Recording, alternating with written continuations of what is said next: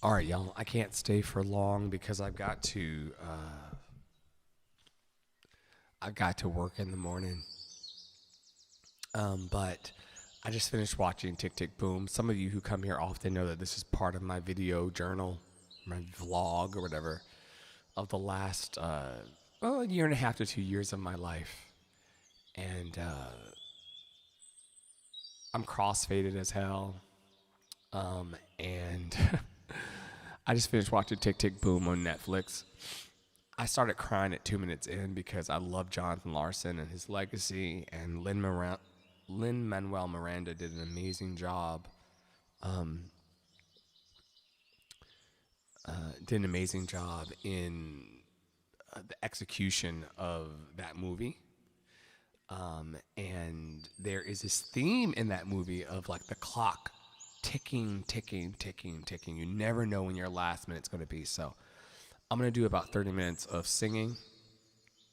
I see Sunflower came in here and then ran away. I'll highlight that chat. That's so funny.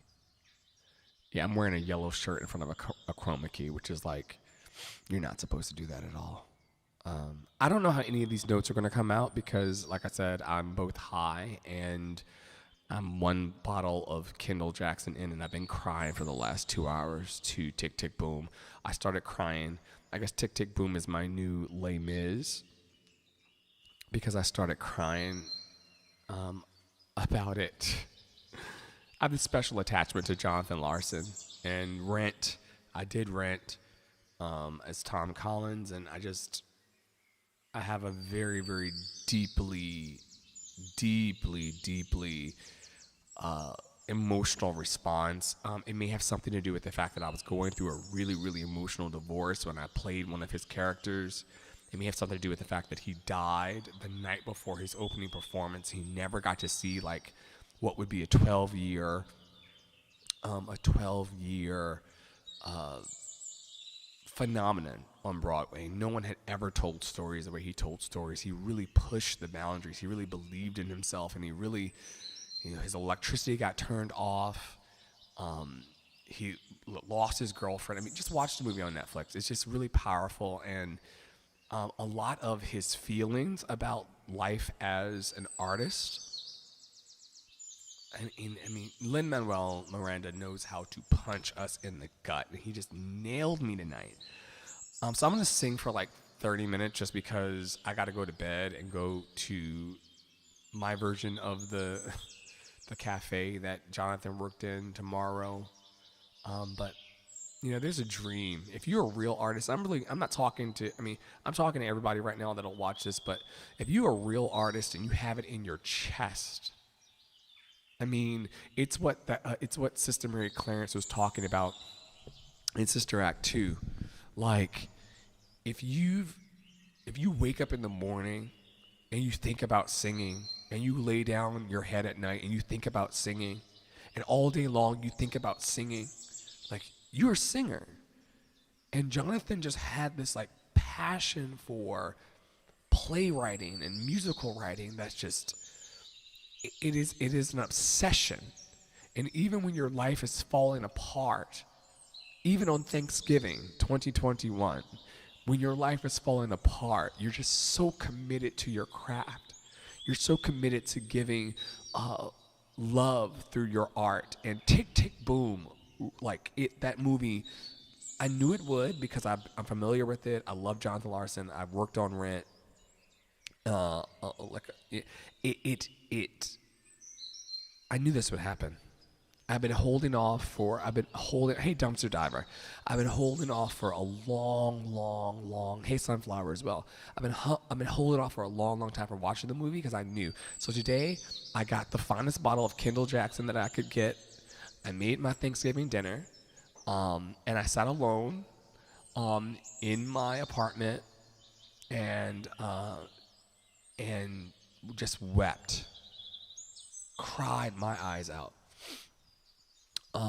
And one thing that show talked about, and one thing that Rent talks about, is just the understanding that life is not forever. Like we are all going to die, eventually. And so how we live our lives and how we show up for ourselves and for others, it really, really, really matters right now.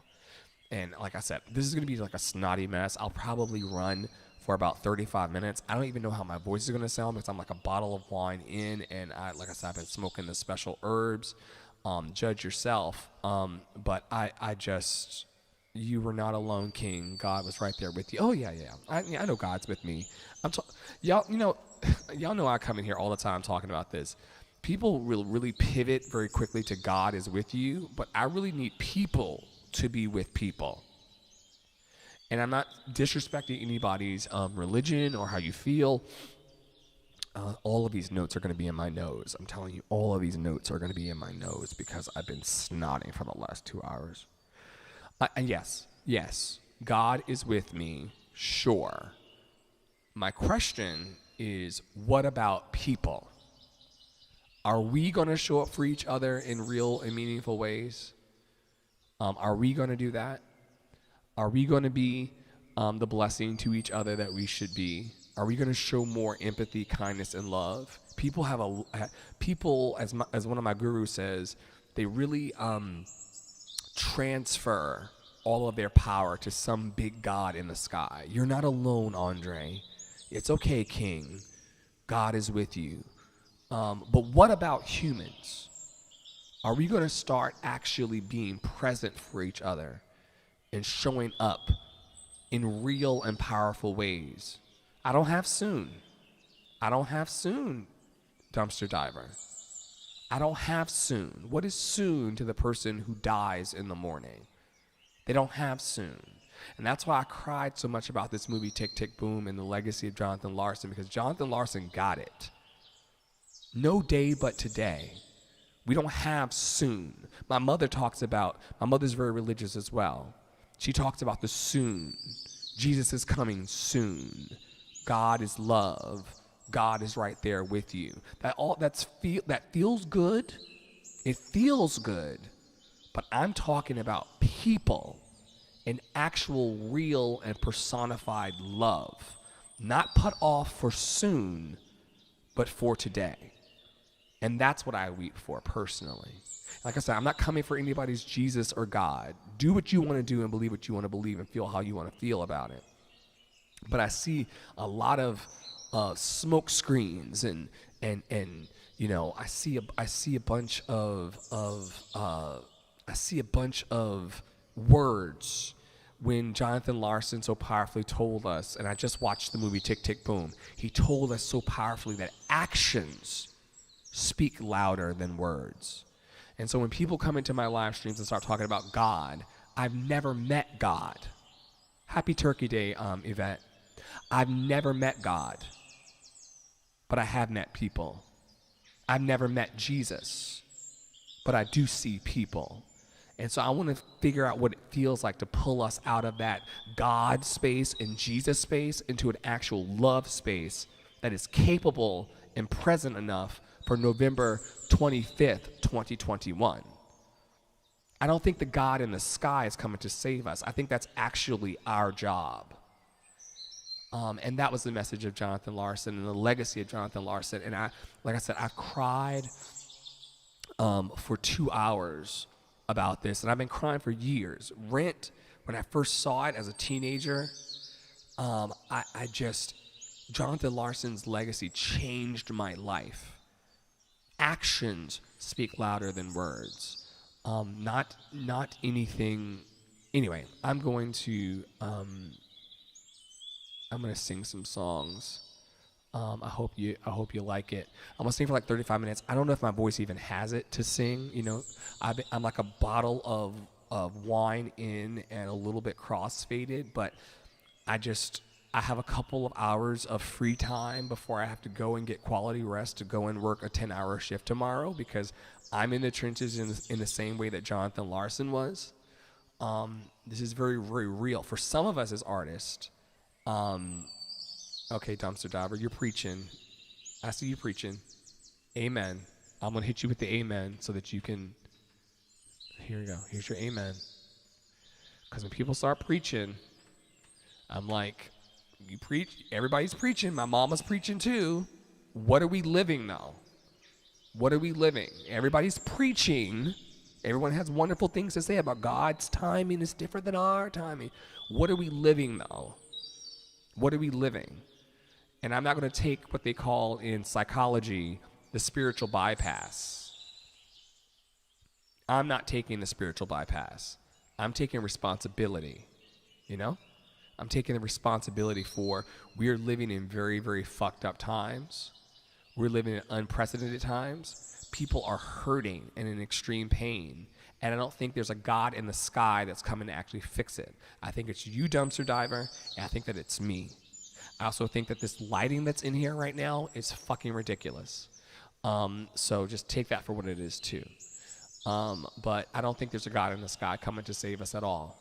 No one from the other side, even including my dead father, has come back and told me that there's something special there. It makes us feel good, but I don't think no one's come to tell me that. I think that what I'm living on November 25th in an American, what we call Thanksgiving Day, a colonizer event, if you will, I think that's real.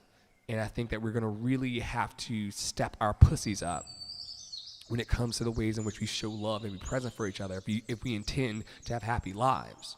Now, most people 30 years old plus are doom and gloom. If you look around at all of the 30-plus-year-olds around you, and like what I loved about Tick, Tick, Boom, that musical, was that Jonathan Larson talked about his 30th birthday as this big, big moment.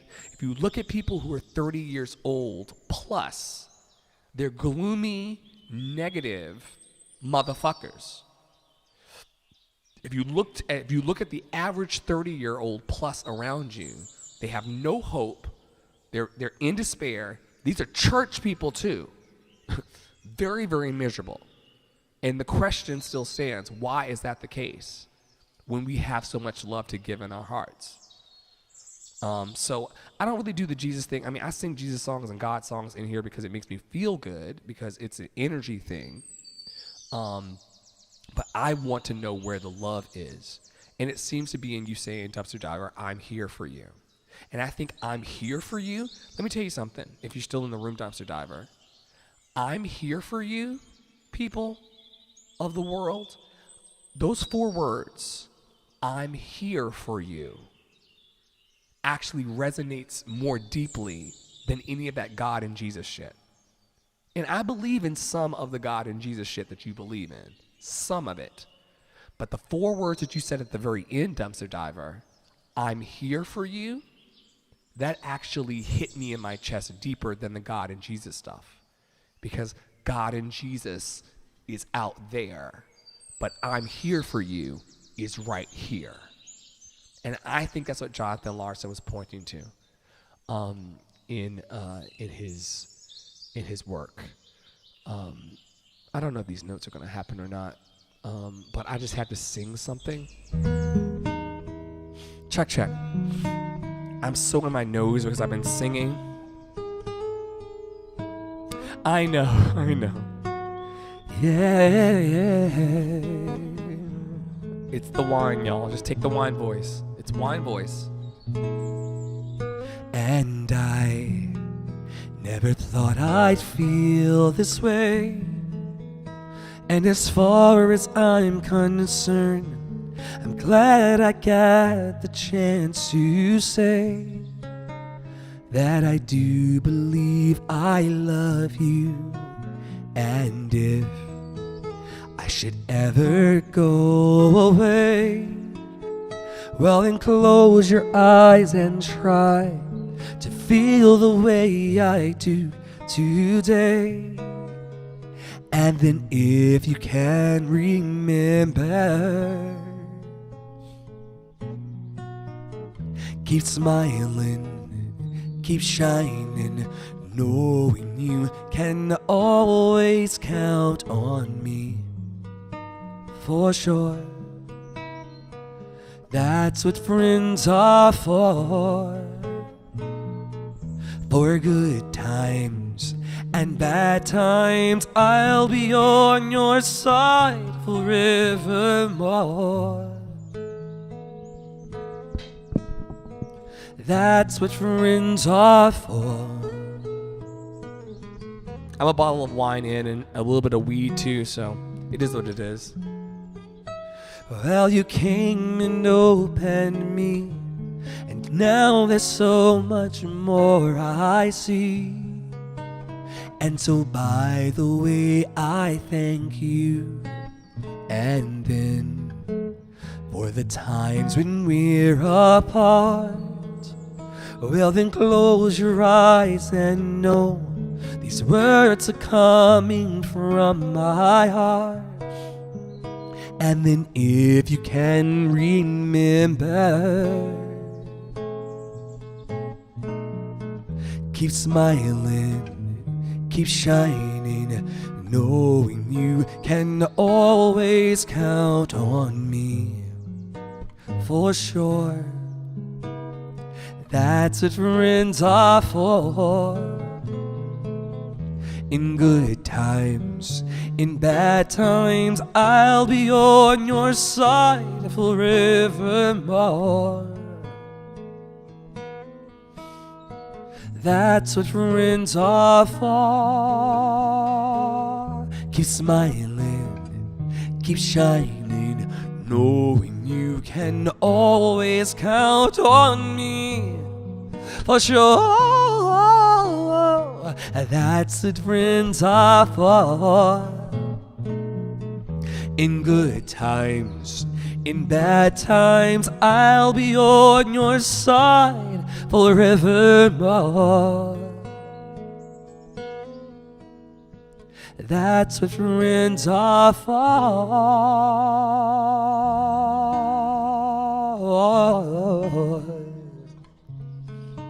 Crossfaded sounds. Yeah. Happy Turkey Day, everybody. I'm just getting like these 30 minutes of music off my chest so that I can just know that at least if this is the last day that I sing, just take it for what it is. Artist must artist.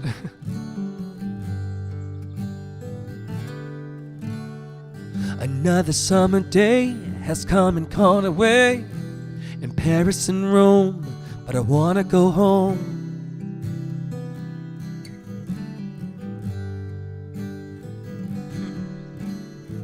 Maybe surrounded by a million people, I feel all alone, just wanna go home. Cheers, y'all.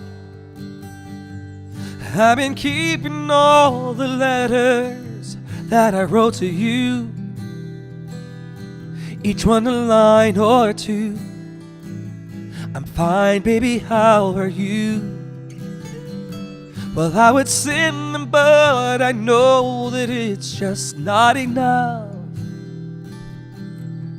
My words are cold and flat, and you deserve more than that. Another airplane, another sunny day. I'm lucky, I know, but I wanna go home. I've gotta go home. Let me go home.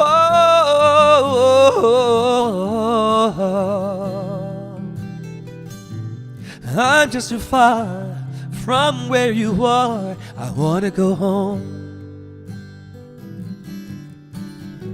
Don't lose your faith, brother. Be strong. I love you. See you around. Good to see you tonight, Dumpster Diver. I've not lost my faith. I just want people to love more deeply. This is not a question of faith. Let's be very, very clear. This is a question of accountability. And I feel just like I'm living someone else's life. It's like I just stepped outside when everything was going right. And I know just why you could not come along with me. This was not your dream, but you always believed in me.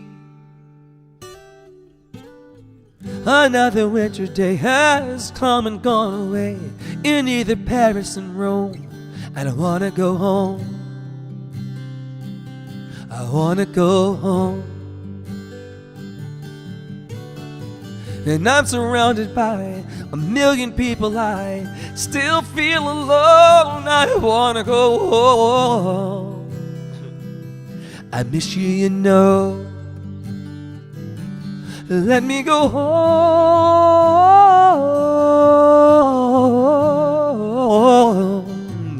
I've had my run, baby, I'm done. I gotta go home. Let me go home.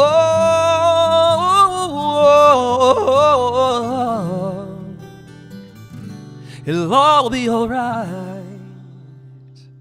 I'll be home tonight. I'm coming back home.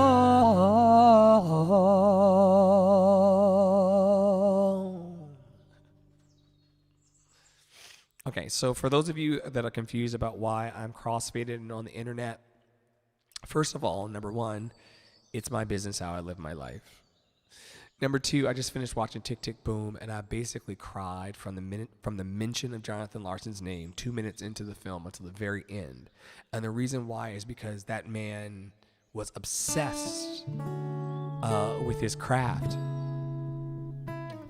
And I just had deep resonance. And so these notes may not work because I've had a bottle of wine, but, you know, I'm an artist. This is what we do.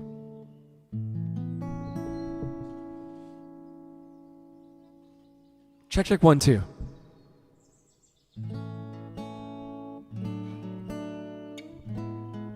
My live stream. My life. One shot and I'm done. There's a place in your heart, and I know that it is love. And this place could be much brighter than tomorrow. And if you really try, you'll find there's no need to cry. In this place, you'll feel there's no heart or sorrow. There are ways to get there if you care enough for the living. Make a little space, make a little place, heal the world. Check. Make it a better place for you and for me and the entire human race. There are people dying. If you care enough for the living, make it a better place for you and for me.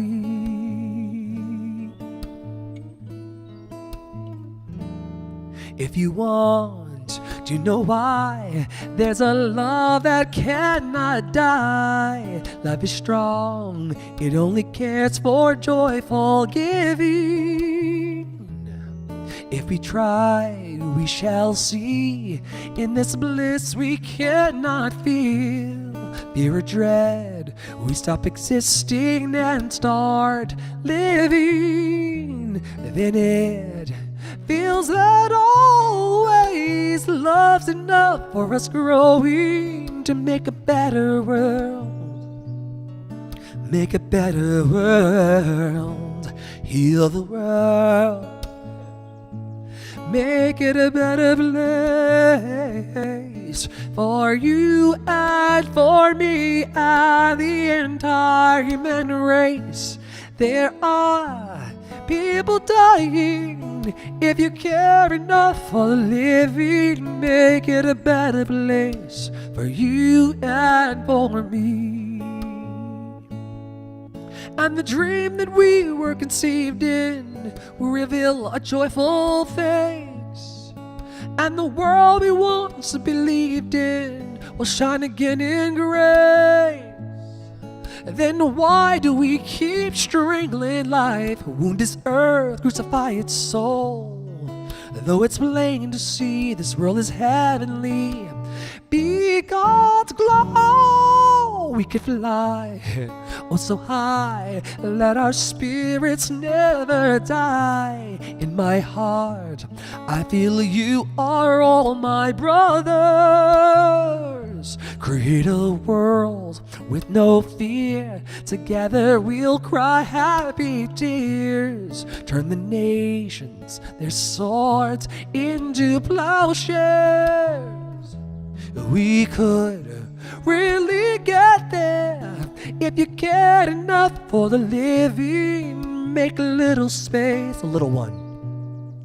Make a better place. Heal the world. I know you know it. Make it a better place for you and for me and the entire human race. There are people dying. If you cared enough for the living, make it a better place for you and for me. There are people dying. If you care enough for the living, make it a better place for you and for me.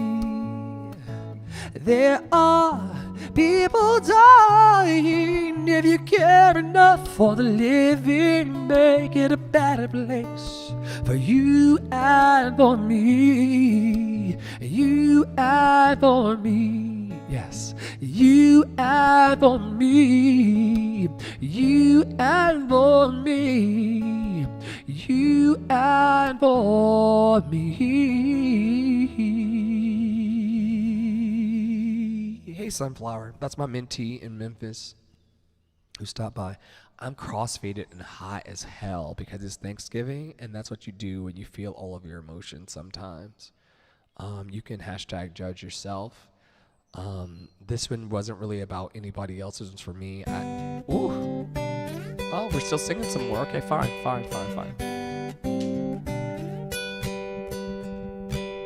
Take these broken wings and learn to fly all your life.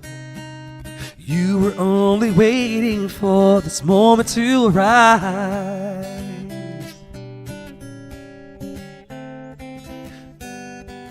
Blackbird singing in the dead of night. Take these sunken eyes and learn to see all your life. You were only waiting for this moment to be free. Blackbird fly. Blackbird fly into the light of the dark black night. Yes.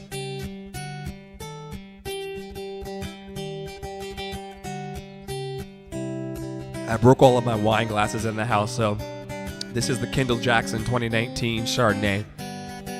Blackbird fly. Blackbird fly into the light of the dark black night. I'm a hot, lovable mess.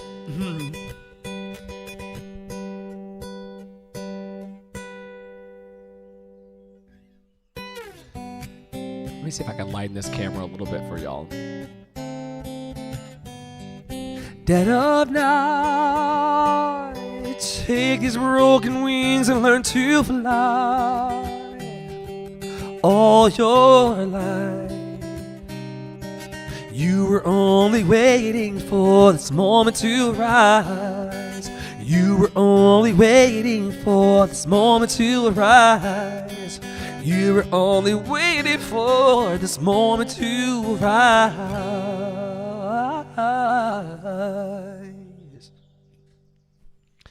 I'm very dark. Some of you saw on the live stream where I recently cut my hair that I let's turn up the brightness. There we are. A little too bright, but fuck it. One of my studio lights shattered into 1,000 pieces in the middle of the floor. in the middle of that live. I think it was like a few days ago. So I'm a little underlit. This lighting is not for black people, but it is what it is. I'm crossfaded. I just watched Tick Tick Boom on Netflix. So if any of you have Netflix,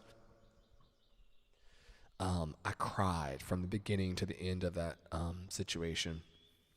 Lin-Manuel Miranda did an amazing job. I can't wait to meet him one day. He put so many cameos of Broadway stars in it. I'm a baby Broadway guy. Like I only have one Broadway credit. And there are people who have like thousands, and they were in the movies. It was just amazing. Some of my friends who work in background acting in the city were also in it, and they were amazing. I was deeply moved by that piece of art, and it moved me enough to come into my studio after having wonderful Thanksgiving food and a lot of booze. Kendall Jackson, that oaky texture of the Chardonnay is my best friend. And so I came in here to just let some art out of my chest, because what I learned from Tick Tick Boom was that to be an artist, I'm not talking to muggles, and I'm not talking about muggles. To be an artist is a specific calling. Like, not everybody can drink a bottle of wine, smoke nice herb, and jump on a live stream and give the best of themselves. A lot of humans are stuck and trapped inside themselves in fear. Even on Thanksgiving in the States, lots of humans are trapped inside in fear, not letting their art out. And Jonathan Larson, until the day he died, let his art out. And the reason why I've always been attracted to him as a playwright and a musician and a librettist is because he just left everything on the table. One of my bosses at one of my day jobs in New York City now is he says that Jonathan Larson called him the night before he died and said, "I'm not feeling well, so I may be a little late tomorrow." And that was the night he died. We do not know how much longer we have in this motherfucker. And you can feel how you want to feel about my language and how I feel about Jesus and God and all those type of things. But at the end of the day, you are very human. If you're in this room and if you ever come into presence with me, you will feel how human you are. People don't like to be around me a lot because I'm very aware that I'm human. Very aware that I'm human. And very aware that one day I'm going to die. The way that my daddy did. And the way that my granddaddy did. And the way that my great-great-granddaddy did. And that at some point, these live streams for me, this is not about you, the watcher. And I'm grateful that you're here lending on loan your eyeballs and your eardrums to my cause for art. But one day, this flesh suit, this mass of meat and bone that you call Andre, one day like you, I won't be here, and neither will you. And as a Buddhist, I'm always aware of that. It scares a lot of people. People don't like to talk about it. They think they're going to live forever. It's on Netflix, Sunflower. It's on Netflix. It's called Tick Tick Boom.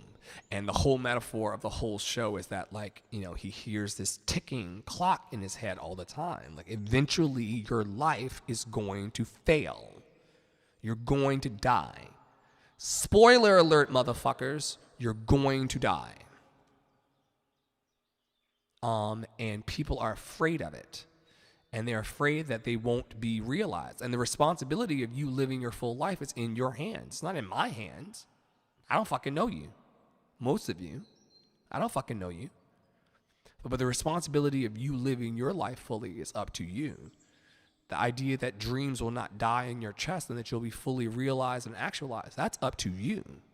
That's an inside job. Ain't got shit to do with the guy you're watching. Don't blame me. Don't shoot the messenger. So I jumped out of that movie from crying, drinking. I told you I broke every wine glass in the house. So this is the wine glass. I'm a bottle of wine deep.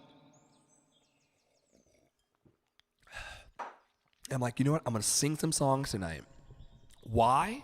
Because I don't know when I'm going to die. I don't know when I'm going to go the way of Jonathan Larson or our ancestors. And I want to put on record the fact that I showed up for this gift. I tried my best. I gave my best. And that actions, as Jonathan said, speak louder than words. We can talk all the shit we want. We can hashtag this. We can double tap on people's faces on Instagram. You better live your dream, people. You better figure out how to be happy in this life and not miserable every goddamn day for you. Ain't got shit to do with me. I'm working on my own project. I got my own puzzle working. Okay? I'm trying to survive and make it through this dusty motherfucker just like you. Upvote, downvote, I don't give a fuck, because there's nothing you can do on your phone with a thumb up or thumb down that will change the fact that we have to live a life of joy and love. On Thanksgiving Day in the States, if you're watching from the States, or whenever, you have to figure out how you're going to get your gifts or the dream inside of you outside. That is very, very personal. But this is why I don't have a lot of friends and people around me, because, it gets really, really real in my presence, because I'm like, listen, we can't pretend like these notes, we can't pretend like I'm not meant to do this,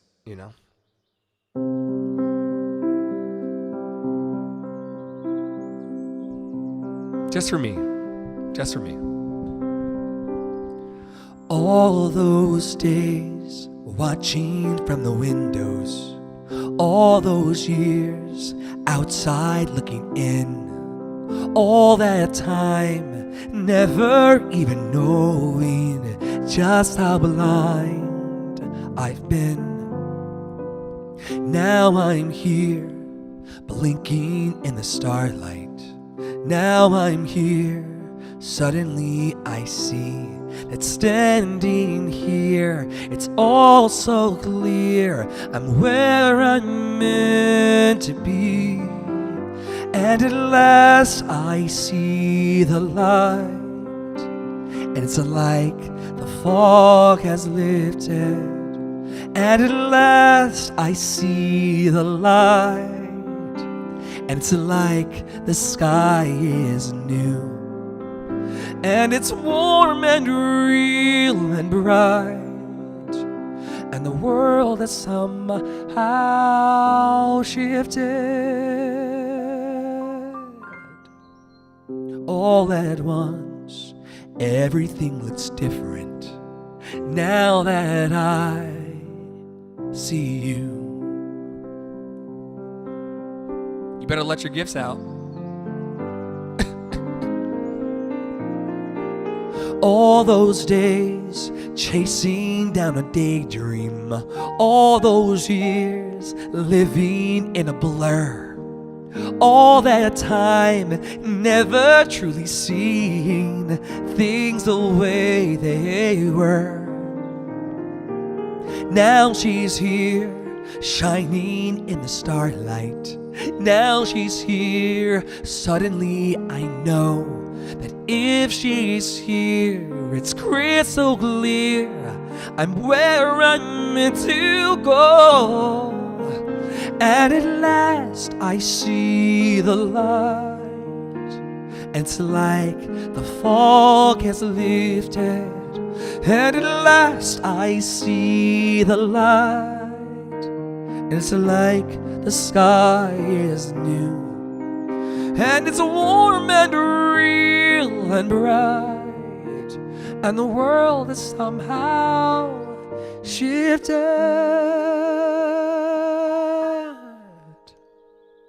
All at once, everything is different now that I see you.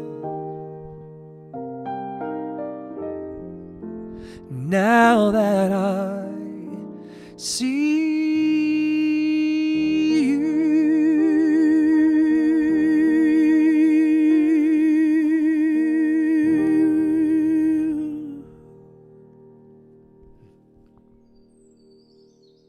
Yeah. I'll do maybe like 30 minutes more or so of singing.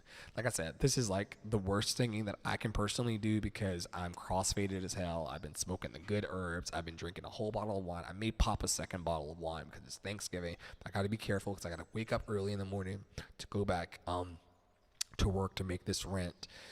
which is actually the show that Jonathan Larson wrote. But I'll say it again, and I'll never stop saying it. Artist, because most of the muggles, most of you humans, most human beings don't believe that art has true value. Because when I ask for money on the lives, or when people are doing fundraiser for their projects, you're all like, get a real job, get a day job. It's because the light in your heart has completely extinguished and gone out. You have forgotten what it meant to play as a kid, to sing into a hairbrush. Remember singing in hairbrushes? You forgot about singing in hairbrushes. You forgot about your magic. You forgot about dancing and twirling in your dresses. You turned 30, which was the biggest thing that Jonathan Larson feared in this. And I'm telling you about Tick, Tick, Boom on Netflix. You can have my password. If you want a Netflix password, I can get you my password so you can watch it. But I'm telling you to your face, like a lot of people really, really at 30 and like halfway through your 20s, you hit the autopilot button. And now you're mad. And you're fucking miserable. And you're wondering why you're mad and fucking miserable. It's because you forgot the true, light in your heart. Whatever that spark was that made you come alive as a kid. You got a day job. You got a real job. You forgot your magic. I'm not going to be one of those people. You can have that shit. Take it. You want that 9 to 5? You want that 401k? You want that misery? Sure. Have it. But some of us, and these are even MBAs and CPAs and lawyers and doctors and trash collectors. Some of those people are still laughing and having fun, but for the most part, we're not having fun because we've forgotten the true essence and magic of love. And so I cried my way all the way through that movie. And everybody's been asking me, what did you think about Tick, Tick, Boom? What did you think about Tick, Tick, Boom? What did you think about Tick, Tick, Boom? And I'm like, I haven't watched it. I haven't had time. I've been working. I've been focusing on my own projects. I've not had time. I watched it tonight, and from 2 minutes in until the very end, because of what Jonathan Larson and Rent means to me. And, I played Tom Collins in Wyoming years ago, and it just really rocked my life. And I see clearly what I'm meant to do on the earth, how I'm meant to share my love, and how I'm meant to encourage other people to do the same. And if you want to be miserable, like I say all the time on these live streams, if you want to be miserable, there's a door down the hall full of miserable people. Half the world. Miserable as hell. But that's not what I'm about. I'm about sharing love through my art. And hopefully someone will benefit. And if no one benefits, then fuck it. I will benefit. I will be the chief benefactor of my own love, and you should be the chief benefactor of your own love too.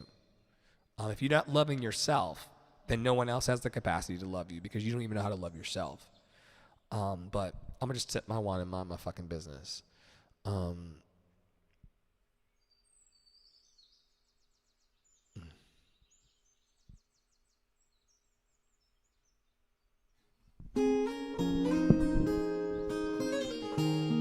Drunk Uncle Andre's at it again. Drunk Uncle Andre's at it again.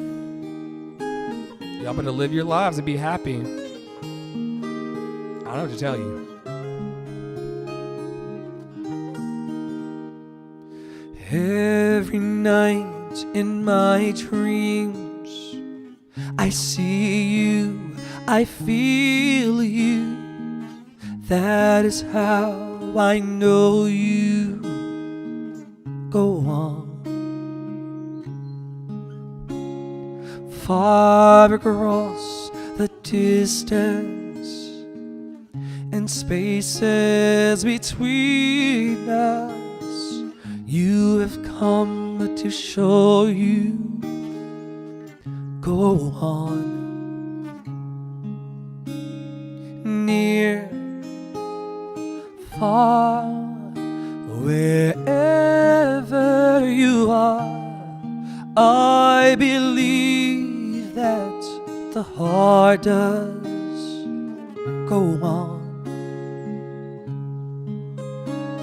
Once more, you open the door, and you're here in my heart, and my heart will go on and on. To courage. of the heart. Love can touch us one time and last for a lifetime, and never let go till we're gone. Love was when I loved you, one true time I hold you. In my life you'll always go on. Near, far, wherever you are, I believe that the heart does go on. Once more, you open the door, and you're here in my heart, and my heart will go on and on.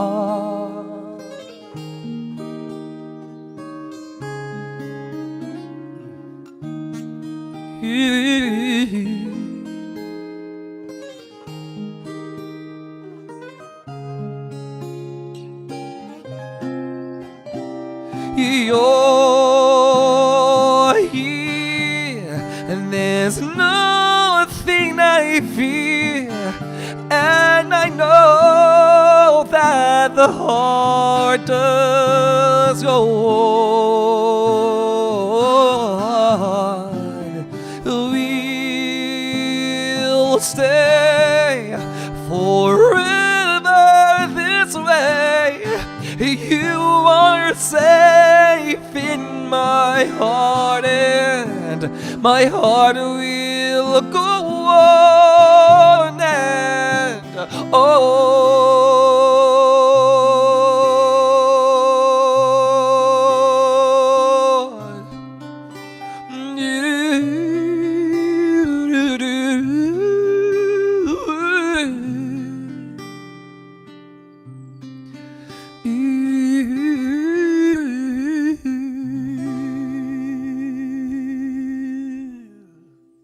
Sunflower over on YouTube says, I thank you for always shining your light. It keeps me inspired. Listen. My songs all have a price tag on them. People who have bullied me, people who have second guessed me, people who have ignored me, people who have, I'm glad that you think I'm an inspiration, but I'm just trying to be a fully expressed human. I'm just trying to be happy. I'm just trying to let what I feel is my mission and my message, out of my heart. I'm happy that it inspires. That feels good. But at the end of the day, it's very personal. It's you don't want to close your eyes on this thing called life and not be fully realized. You don't want to play beneath what you know you can play at. You don't want to sell yourself short. You don't want to be average and mediocre just because that's what blends in. You don't want to do that. You want to actually have a happy and full and abundant life. Now, I could get on here and sell, hope messaging and all that stuff that people do, and y'all love that shit. You love celebrity, you love money, you love power, you love red carpets and shit like that. That makes all the likes go. You like glitz and glam and lights, but at the end of the day, are you happy? Are you living a fulfilled life? Are you looking yourself in the morning when you brush your teeth? If you brush your teeth, are you looking at yourself in the morning when you brush your teeth and actually seeing someone that you can be proud of? And if not, are you working towards changing that?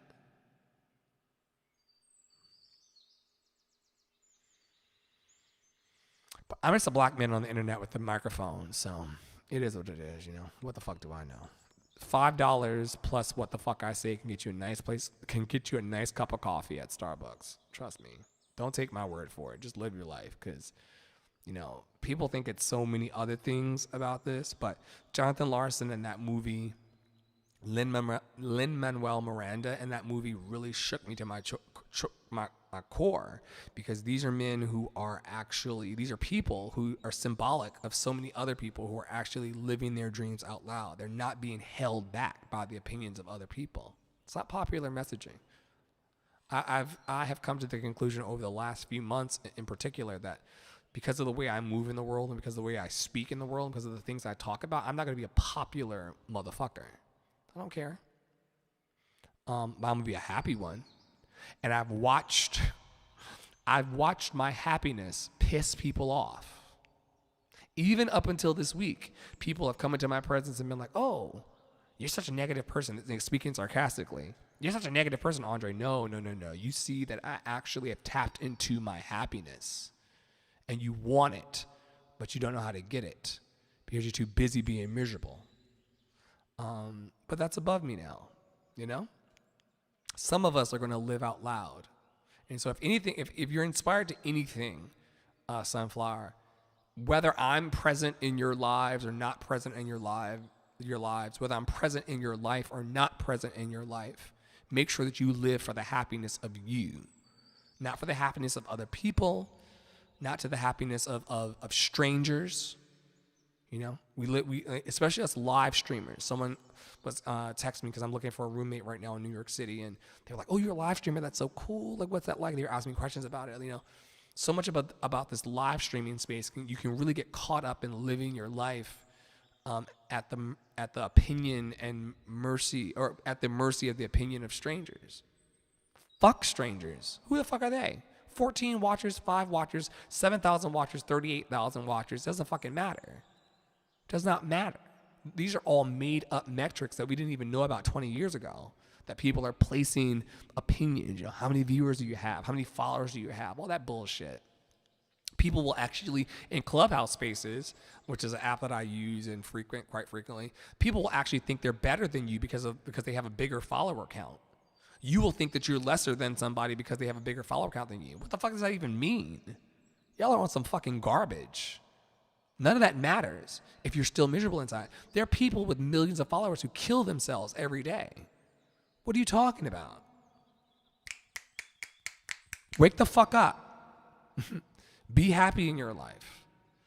Live a life that counts.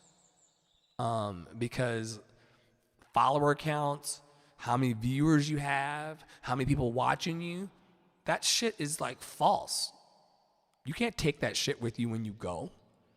When you close your eyes on your life, be a happy motherfucker. Nothing more, nothing less.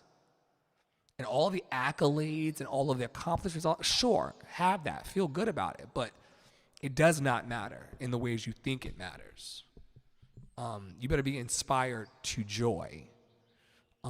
Because you don't know if today is the last day of your life. And the reason why I come on these lives so boldly and talk my shit the way I talk my shit is because I'm very acutely aware that if November 25th is my last day on earth, here are my notes. Okay? It's very simple for me. There's a coworker that I have right now, a lovely gentleman, but he's always asking me every day, like, you know, what show have you worked on? Who have you worked with? What's your dream role? All this. I'm like, dude, like, we can talk about my accomplishments and how I sang on Broadway and on cruise ships and all over the world. We can talk about all that if you want, but like, none of that shit matters in 2021. Like, I was on Broadway in 2018, and that impresses the muggles, and they love it, and it's great for the resume, but none of that shit really matters in November 25th, Thanksgiving Day in the States, 2021.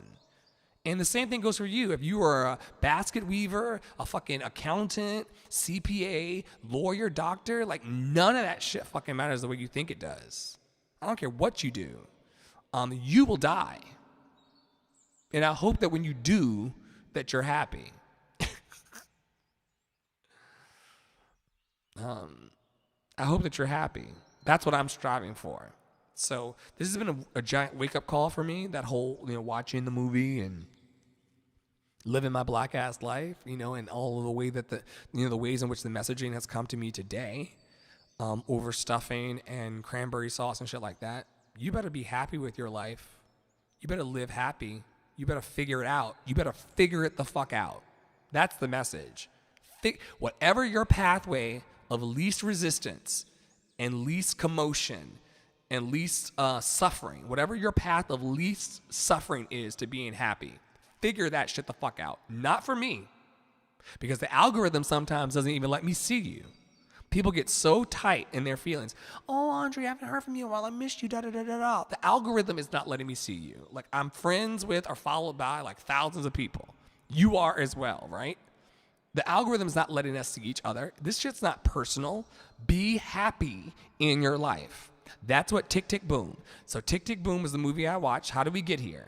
We got here because I watched Tick, Tick, Boom, which is a play or musical by the same guy that wrote Rent. And that show changed my life when I was a teenager, because nobody in my community was actually talking about gay people. They were talking about Father, Son, Holy Spirit, but nobody was talking about actually gay people. And nobody was actually loving gay people in my life, and no one was actually showing gay people love in my life. So because of that, I never saw it. So I never saw love for myself. Imagine being a little queer black kid in Southern Virginia growing up, never seeing an example of yourself, or never seeing the way in which you express love.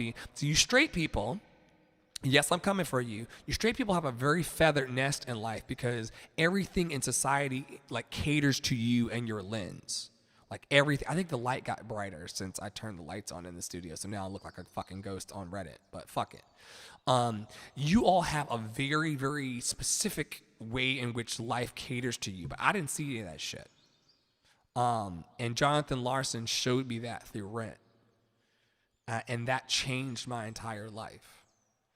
And it's the reason why I'm still in musical theater in New York City to this day. But anyway,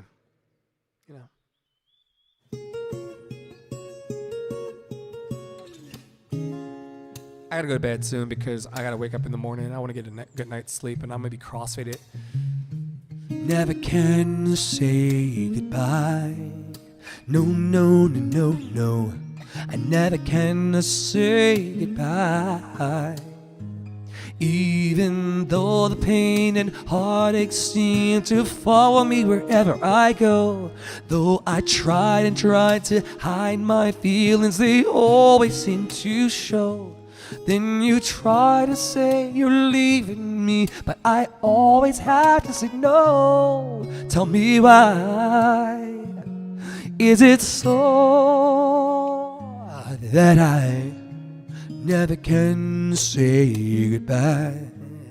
No, no, no, no, no. I never can say goodbye. Every time I think I've had enough and start headed for the door, there's a very strange vibration piercing me right to the core. It says, turn around, you fool, you know you love her more and more. Tell me why. Is it so? Don't wanna let you go.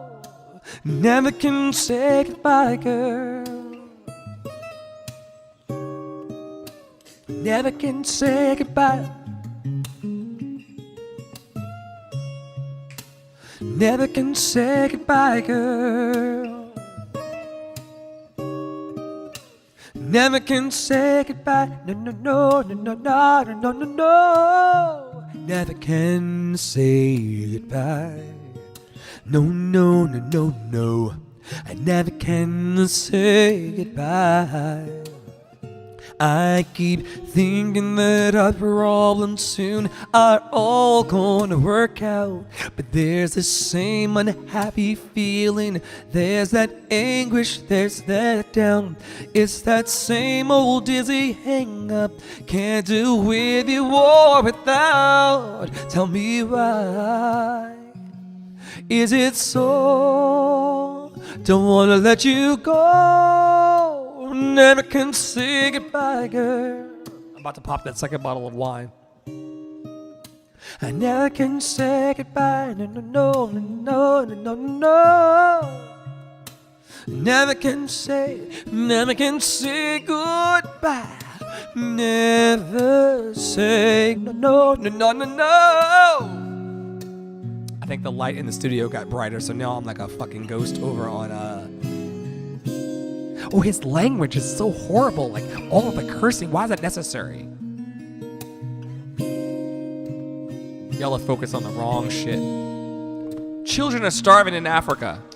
No, no, no, no, no, no, no, no, no, no, no, no, no, no, no, no, no. Oh, and Flint still doesn't have clean water. Get out of my face. Flint doesn't even still have clean water. All these years, Flint, Michigan still doesn't have clean water, and you want to care about the way I talk. I'm letting it go. No, no, no, no, no, no, no, no, no, no, no, no, no, no, no, no, no. Oh, don't want to let you go. Never can say goodbye, girl. Never can say goodbye. No, no, no, no, no, no, no, no, no. Never can say goodbye. No, no, no, no, yeah. Never can say goodbye. No, no, no, no, no, no, no, no, no, no, no, no, no, no, no, no, no. Whoa, whoa, whoa. Say goodbye.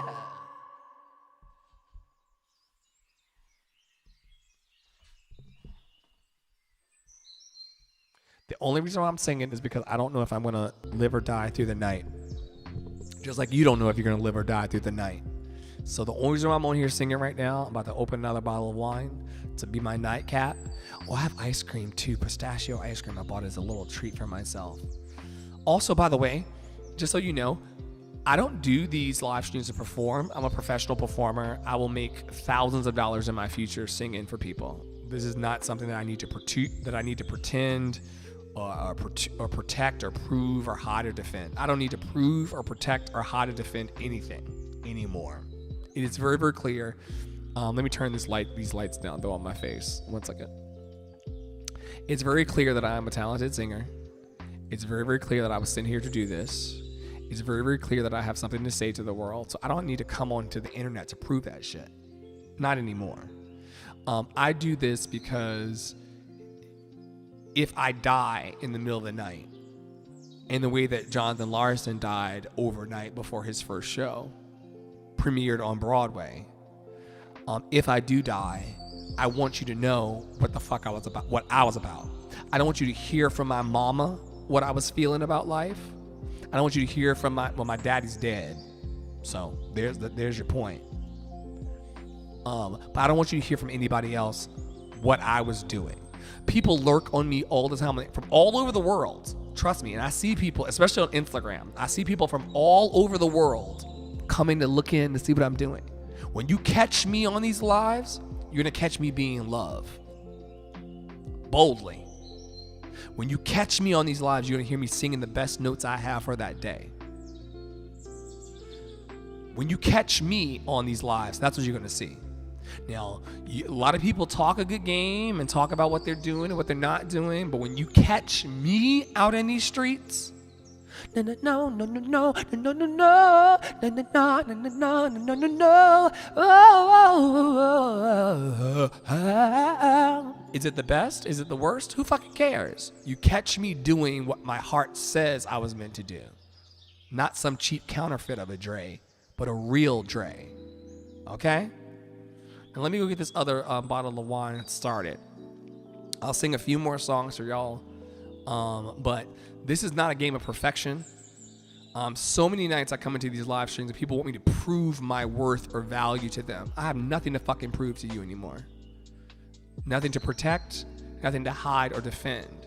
My only commitment is to get my artistry fully out of my chest into the world, to get my gifts and my light purely and fully manifested. It's the only reason why I show up.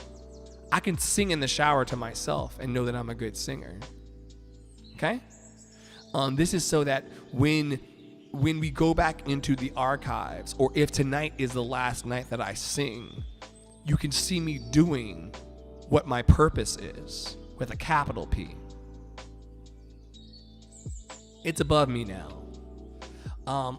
This is a wonderful. I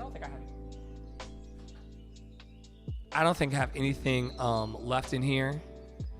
Showing up is very, very hard. That's the one thing that I try to communicate to my mentee, and she feels it.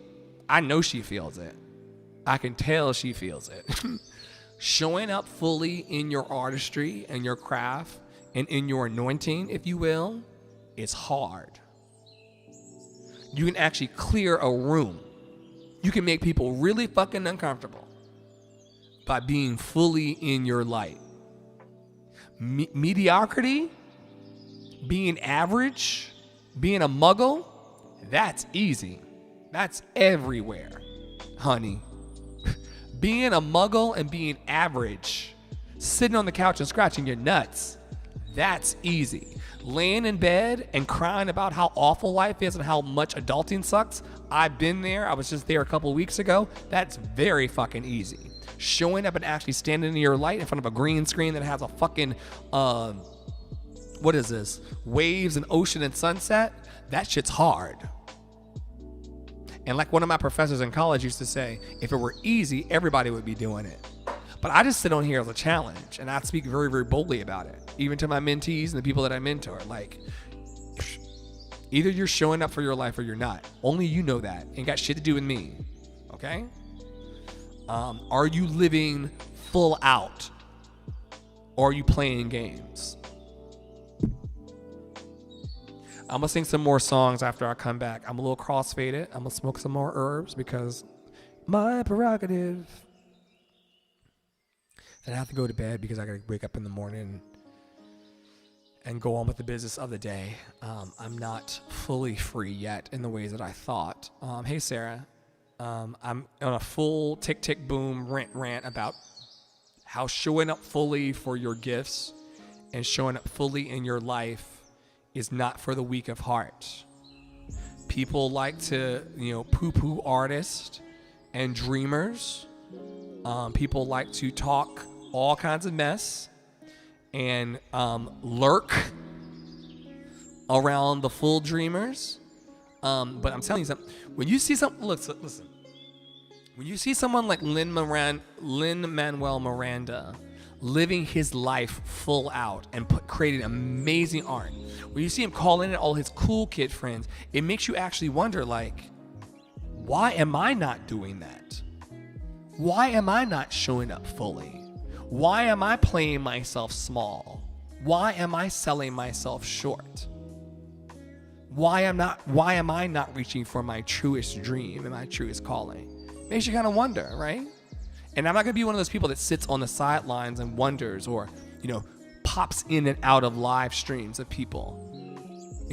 I'm going to be a doer of my dream, not sitting on the sidelines, It's a different kind of energy. And like I tell my mentee all the time, there are levels to this shit. There's some people that are in it pretending to be professional. Well, they are professionals, but they're pretending to be all in, but you can see the way they bob and weave. They don't even hang around long enough to even hear this message. I'm the type of motherfucker that clears a room because I'm real about it. Like, this is all that I have to give you, and I will give it to you as real as I have it. But I'm also not sitting on the sidelines. I turned the light on in my studio, and I'm showing up to be a presence of love in the world. What are you doing? And if you are a person who, like, I know I'm happy to just watch and just, then thank you. But I also know that you have a purpose too to get about to do. But I'm gonna mind my business and drink my. This is the other bottle. I got 2 bottles of the same. It's gonna be a Kendall Jackson Vineyard Estates Vinters Reserve Chardonnay Californian Chardonnay 2019. Stand by. I'll do like 2 or 3 songs more. I don't know what the voice is giving tonight, because I'm just a vulnerable musician and artist. How about you?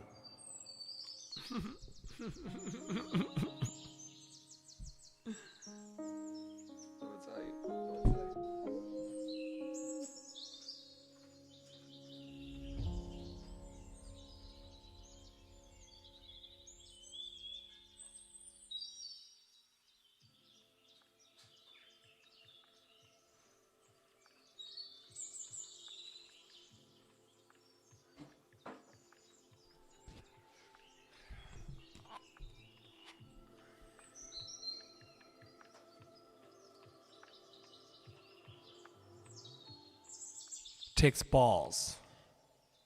I moved to New York City with a month's rent and $500 in my pocket.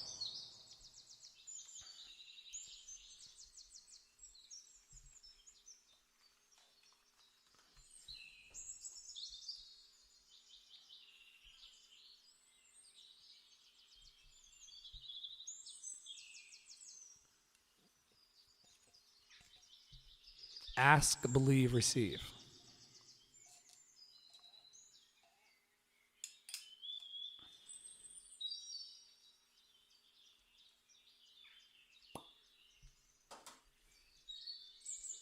Cheers, y'all. Happy Thanksgiving. I didn't want to do like a full situation. I've been going for an hour already. Okay, it's time for me to just. Oh, ooh.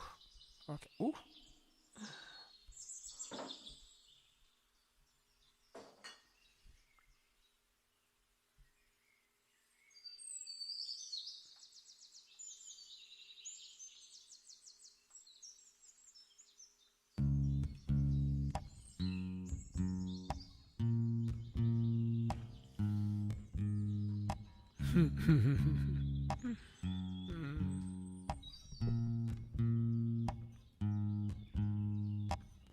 If you were falling, then I would catch you.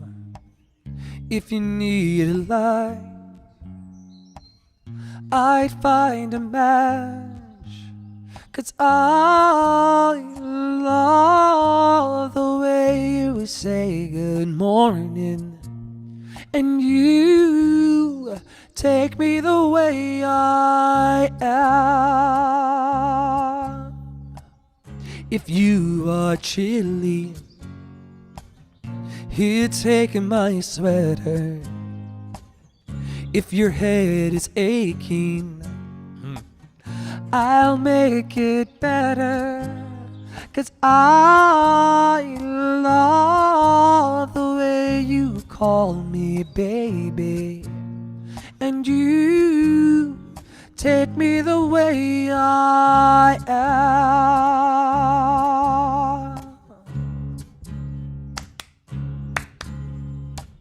And I'll buy you Rogaine when you start losing all your hair and so on patches to all you tear.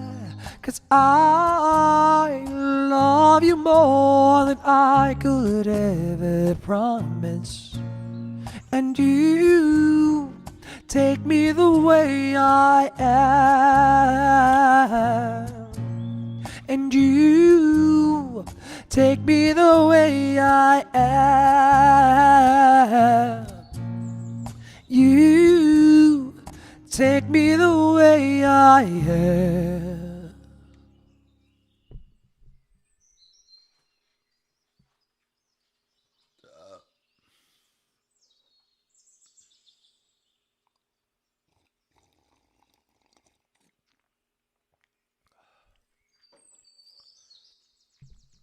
So oaky.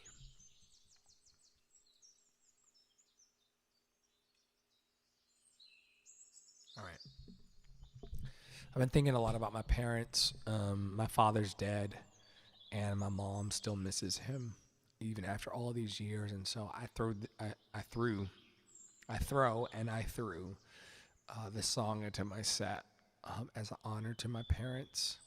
My parents come up quite frequently in the cover songs I do because these songs remind me of them. I didn't even brush my beard today. But let's see what happens. Happy Thanksgiving for those of you in the States. Sunflower over on YouTube is saying that, to live the artist life is hard as hell. It is. But we're the courageous ones. We're the vulnerable ones. There was a time, like in the middle of the Tick Tick Boom movie that I was watching, and I was like bawling my eyes out, like crying. I was like, I shouldn't beat up on myself for crying in the ways that I'm crying, because I'm actually one of the humans that actually can tap into my feelings. Like the whole world is trying to turn off their feelings. People are dying. People don't have clean water. People don't have food. People are suffering right now. Some of our neighbors are suffering. People that we know are suffering. And we just numb ourselves and just scroll through Instagram. What is that all about? What the fuck are we doing?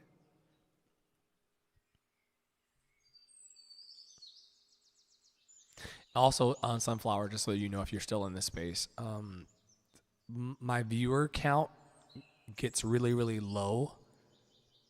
Like if there were a chart in the sky, the more real I am about life, the lower my views.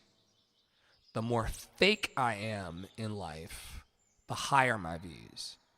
And I think that has less to say about me and more about where people are in their headspace in the world. The more that I talk about authenticity and vulnerability and social justice and Black Lives Matter, and the fact that we all have validity and worth on this planet, the more that I talk about that, viewer down. The more that I just kind of smile and sing my songs, like on the nights when I come on here and just sing and don't offer my actual opinions about life, the higher my view count. But the more that I talk about the things that actually affect the lives of all humans day to day, clear a room. And that's interesting. Shut up and sing. Hashtag shut up and sing. Okay. We've only just begun to live. White lace and promises. A kiss for luck and we're on our way. Before the rising sun, we fly.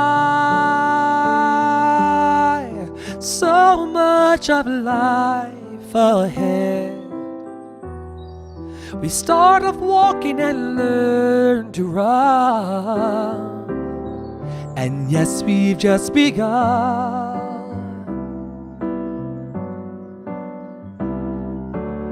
Sharing horizons that are new to us. Watching the signs along the way. Talking it over, just the two of us. Working together day to day. Together. And when the evening comes, we smile. So much of life ahead. We'll find a place where there's room to grow. And yes, we've just begun.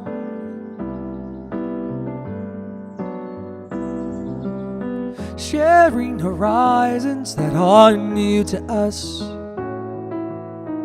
watching the signs along the way, talking it over, just the two of us, working together day to day, together.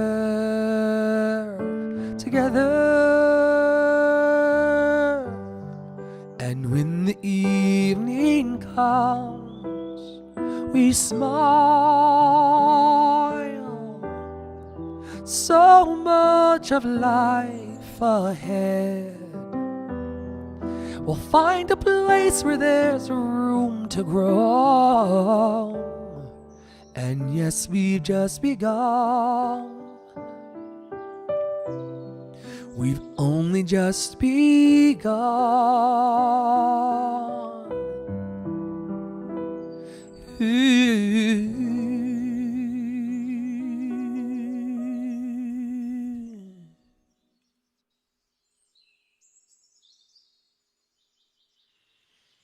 What time is it?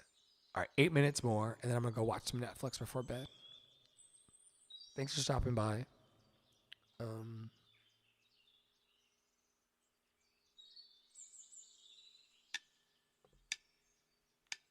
This wine is so good to me. I'm so high and crossfaded, y'all. Oh, fuck.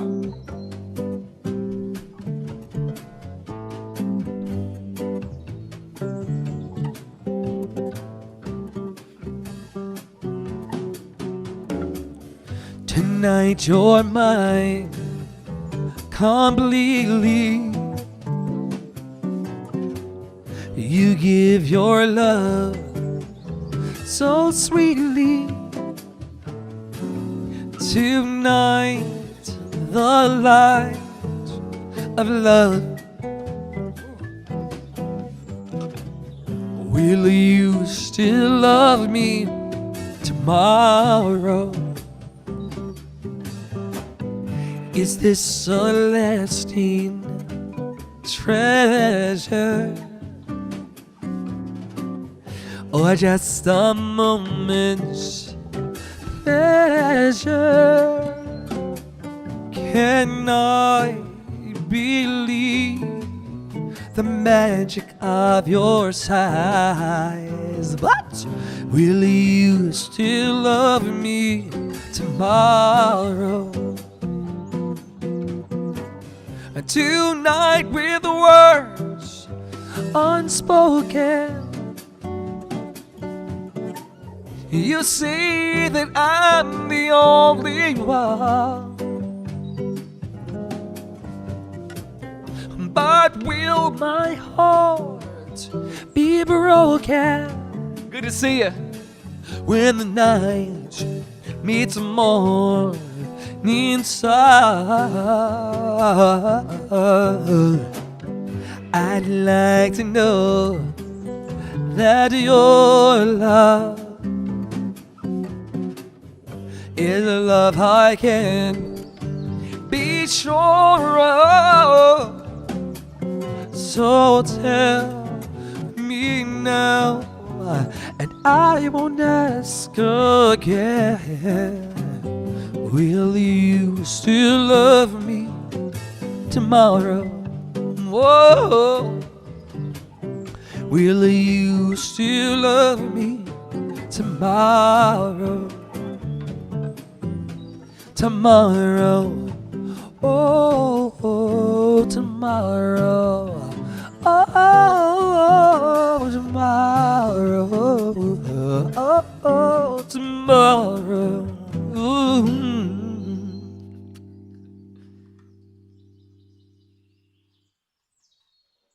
Performance art. I meet so many visual artists, like painters. In my work, I meet a lot of visual art. I meet a lot of artists in my work, but I meet a lot of visual artists and poets and writers and things like that. But performance art specifically is it's a specific kind of gift. I'm not saying this to be snooty, although I don't give a fuck about how you feel about me. But like, performance art is a bearing of the body.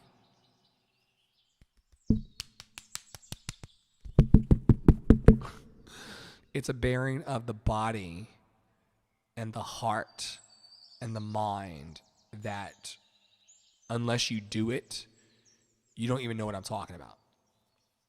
Unless you actually are under cameras and lights doing it, you have no fucking clue. And I don't say that to be elitist or special, because I don't personally believe that anybody is more special or least special than anyone. I believe we're all sent here for some specific purpose, but I'm speaking to what I know. Not what I heard, what I know. Performance art, meaning that I'm under these lights in front of the screen with my Kendall Jackson Chardonnay. This particular performance art work that I do is a particular kind of courage. And I've sold myself short for so long in my life personally.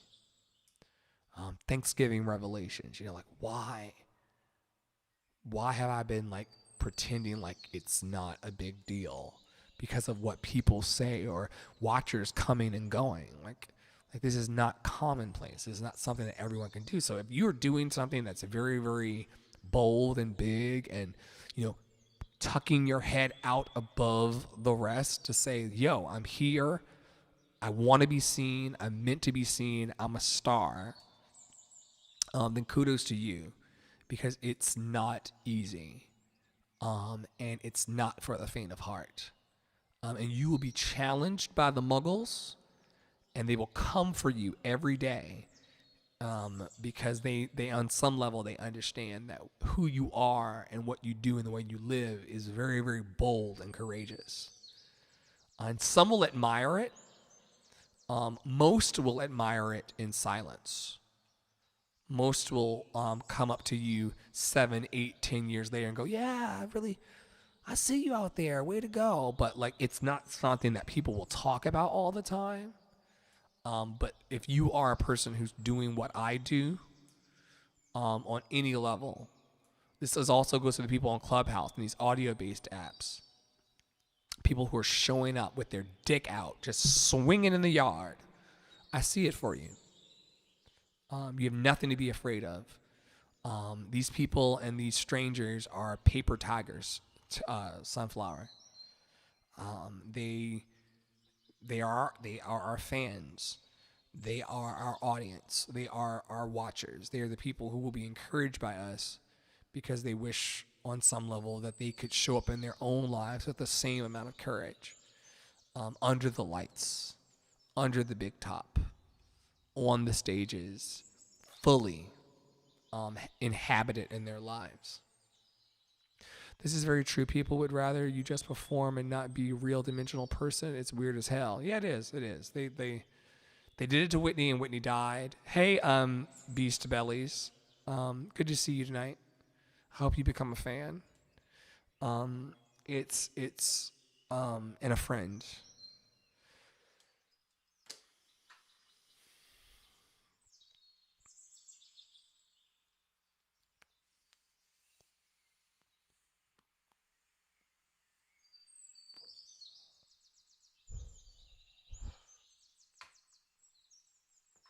And sometimes I minimize it. I'd be like, I'm just sitting here, a black man with a microphone. But like, it takes work. It takes work.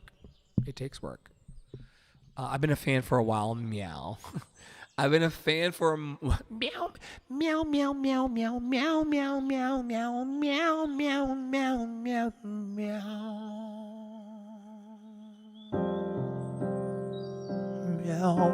Meow, meow, meow, meow, meow, meow, meow, meow. Yesterday, all my troubles seemed so far away. Now it looks as though they're here to stay. Oh, I believe in yesterday.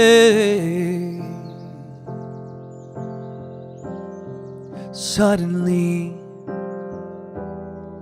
I'm not half the man I used to be. There's a shadow hanging over me. Oh, yesterday. I love you too. Thank you, Beast Bellies. Why she had to go, I don't know. She wouldn't say. I said something wrong. Now I long for yesterday.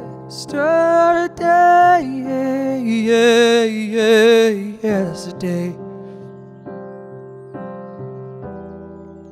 Love was such an easy game to play. Now I need a place to hide away. Oh, I believe in yesterday. Why she had to go, I don't know. She wouldn't say. I said something wrong. Now I long for yesterday. Yesterday. Oh, yeah. Love is such an easy game to play. Now I need a place to hide away. Oh, I believe in yesterday. Yeah, yeah, yeah, yeah, yeah.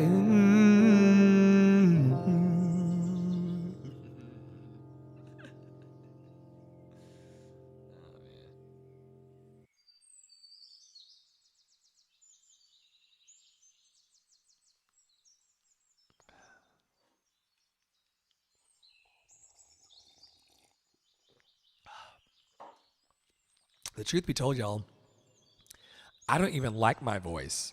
I'm learning to love it, but I don't even like my voice when I'm singing with the booze, because it's like it's a dehydrated sound. It's not a perfect sound. It's, frankly, to me, it's awful. But I'm learning to get over myself. Yeah, I'm getting over myself. Get over yourself. Someone's messaging me on Telegram right now. You heard it bing. Oh, there it binged again. Let's see if it bings again. If the person's really chatty. So let's see if it bings again. Oh, yep, the person's very chatty. Whoever they are. Let's see if it bings again. Okay. They stopped talking.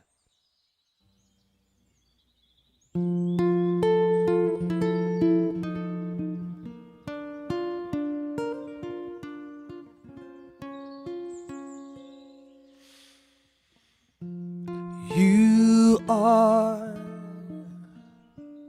so beautiful to me. You are so beautiful to me. Can't you see?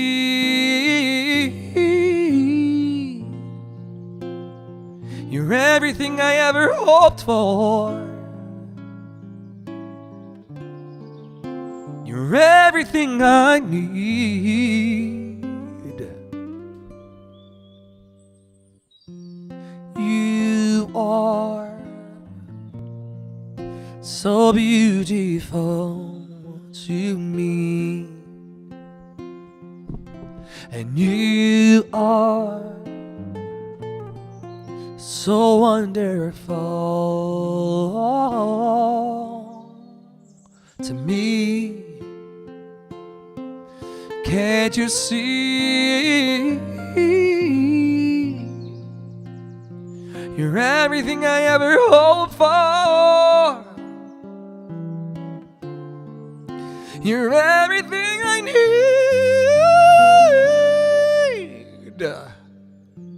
You are so wonderful to me. Oh, I've been a fan for a while now. Thank you so much. Yes. Yes. To me.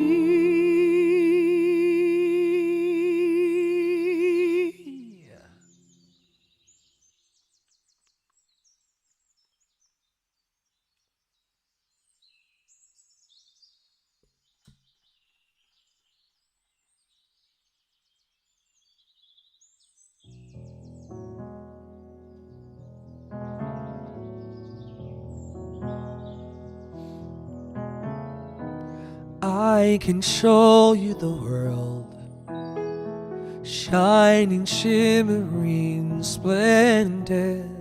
Tell me, princess, now when did you last let your heart decide? I can open your eyes, take you wonder by wonder, over, sideways, and under, on a magic carpet ride, a whole new world, new fantastic point of view. No one to tell us no, or where to go, or say we're only dreaming. A whole new world,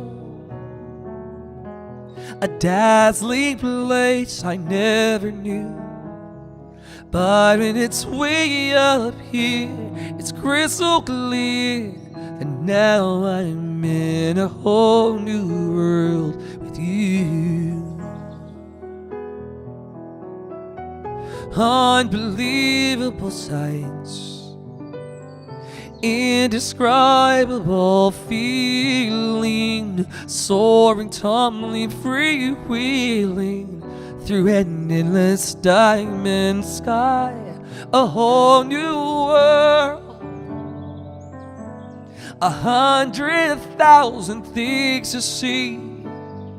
I'm like a shooting star, I've come so far, I can't go back to where I used to be. With new horizons to pursue, I'll chase them anywhere. There's time to spare. Let me share this whole new world with you. And you and you and you and you. It's live, y'all. I've had a bottle and almost a half of wine. It's Thanksgiving. I've also been smoking the special herbs.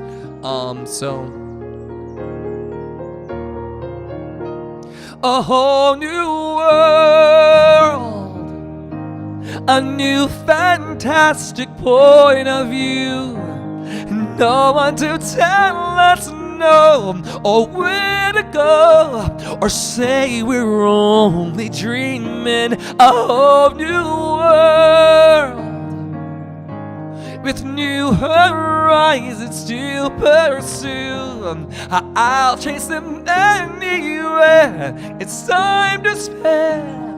Anywhere there's time to spare. Let me share this whole new world with you. A whole new world, that's where we'll be. A thrilling chase, a wondrous place for you and me. Oh, you dropped a little present in my Venmo. Oh, I'm so thankful on Thanksgiving. Oh,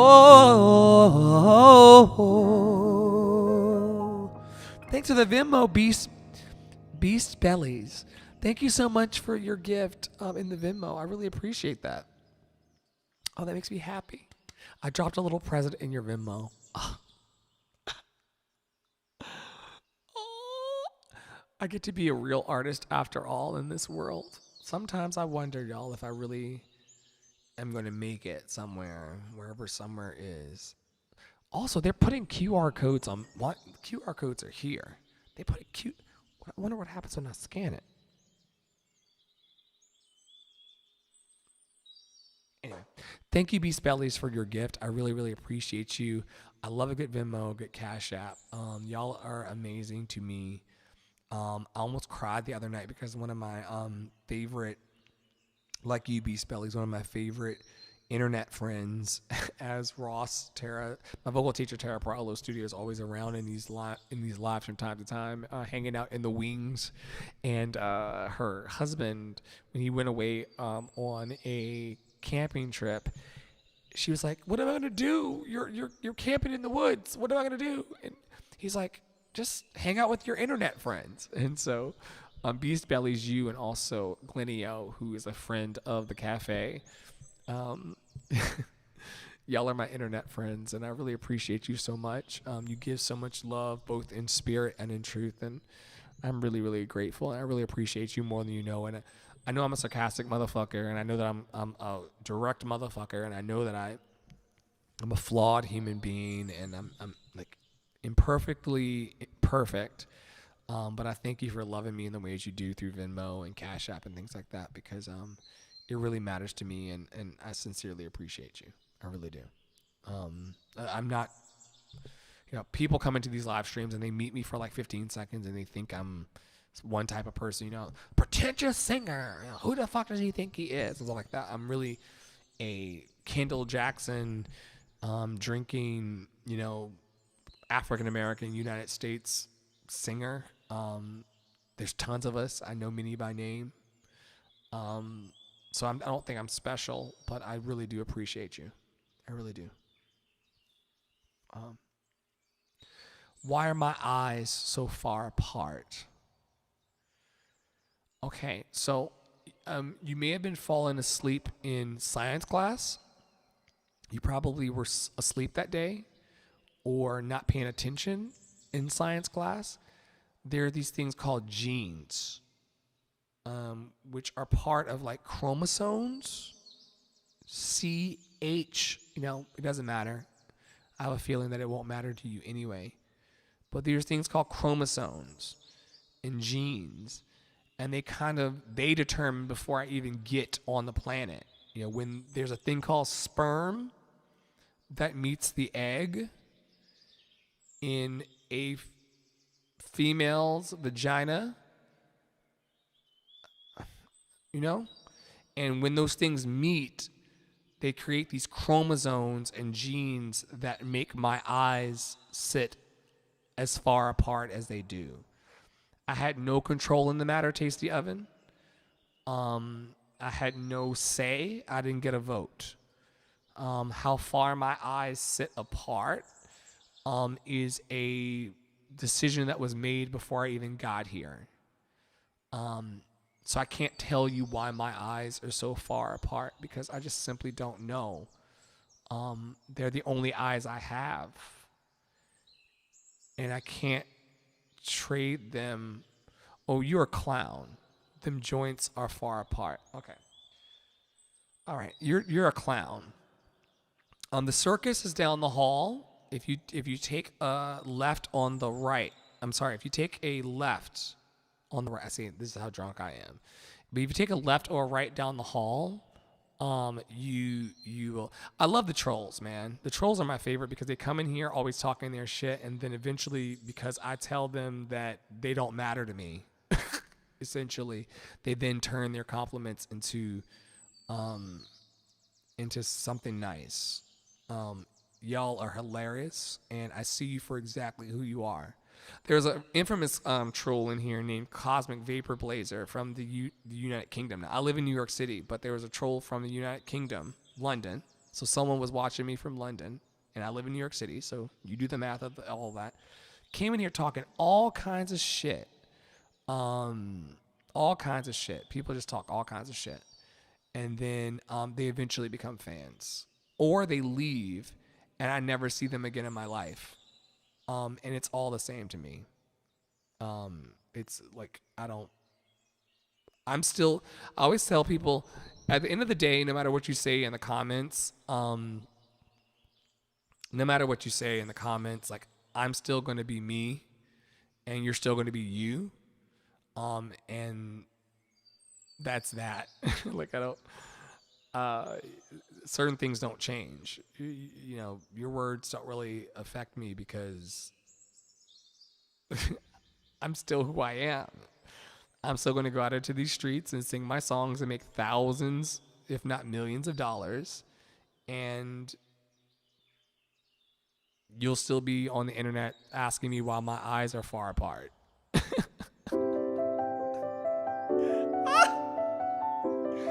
It's just the way it works. Look at this stuff, isn't it neat? Wouldn't you think my collection's complete? Wouldn't you think I'm the girl who has everything?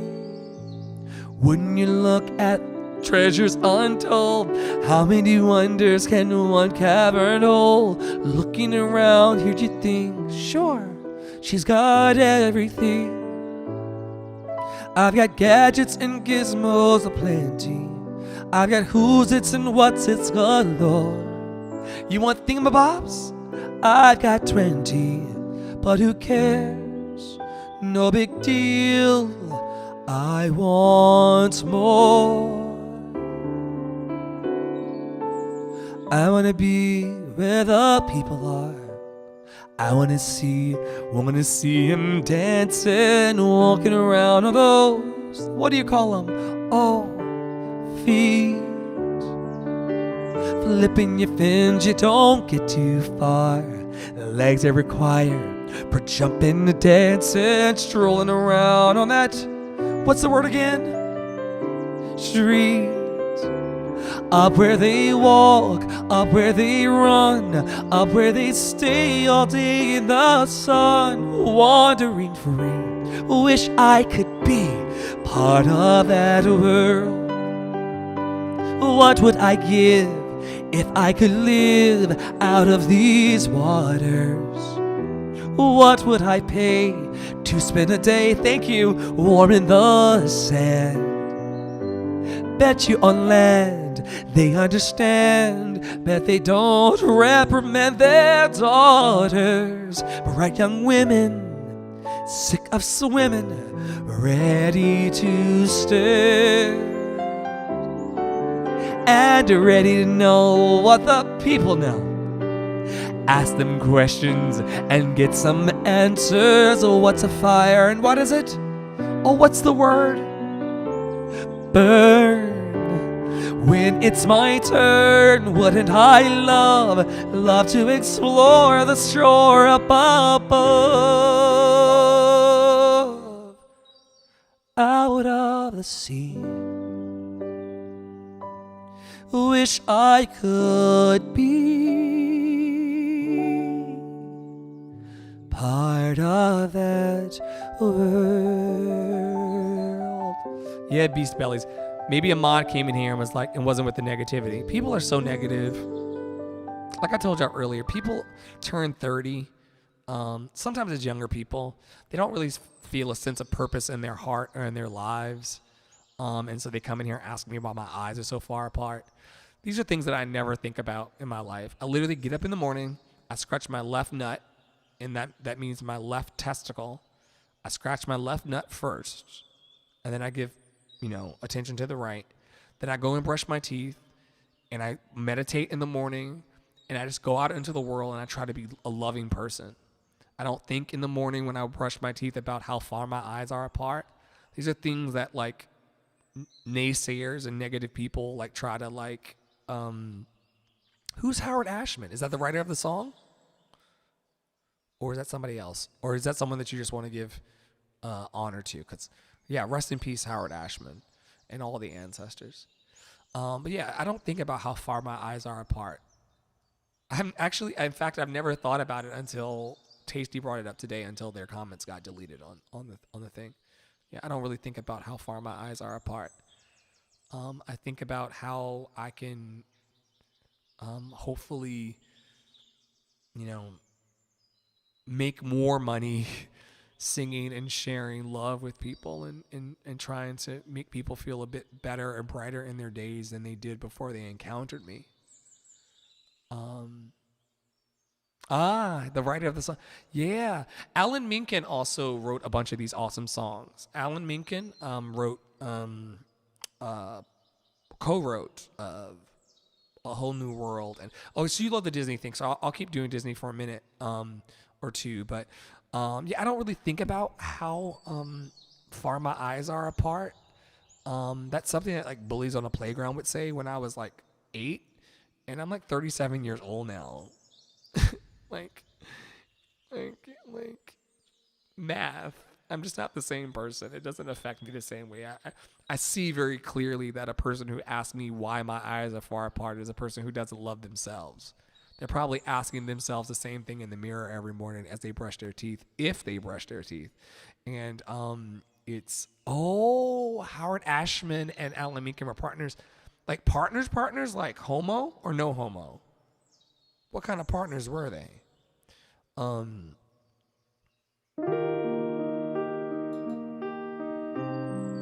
love this. A team. Okay. You think you own whatever land you land on. The earth is just a dead thing you can claim. But I know every tree and rock and creature has a life, has a spirit, has a name. You think the only people who are people are the people who look and think like you. But if you walk the footsteps of a stranger, you learn things you never knew you never knew. Have you ever heard the wolf cry to the blue corn moon, or ask the grinning bobcat why he grinned? Can you sing with all the voices of the mountains? Can you paint with all the colors of the wind? Can you paint with all the colors of the wind? Kendall Jackson, Chardonnay, 2019. Come run the hidden pine trails of the forest. Come drink, I'm drinking, of the earth. Come roll in all the riches all around you. Ever once, never wonder what they're worth. The rainstorm and the rivers are my brothers. The heron and the otters are my friends. And we're all connected to each other in a circle, in a hoop that never ends. Have you ever heard the wolf cry to the blue corn moon? Or let the eagle tell you where he's been? Can you sing with all the voices on the mountains?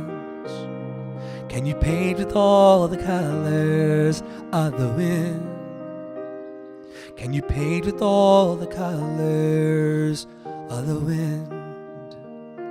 How high the sycamore grow, if you cut it down, then you'll never know. And ever heard the wolf? I'm high, y'all. To the blue and drunk. Whether we are white or copper skin, Can you sing with all the voices of the mountains? Can you paint with all the colors? It's Thanksgiving, right? You can own the earth and still all you'll own is earth until you can paint with all the colors. I'm that uncle at the of the wind.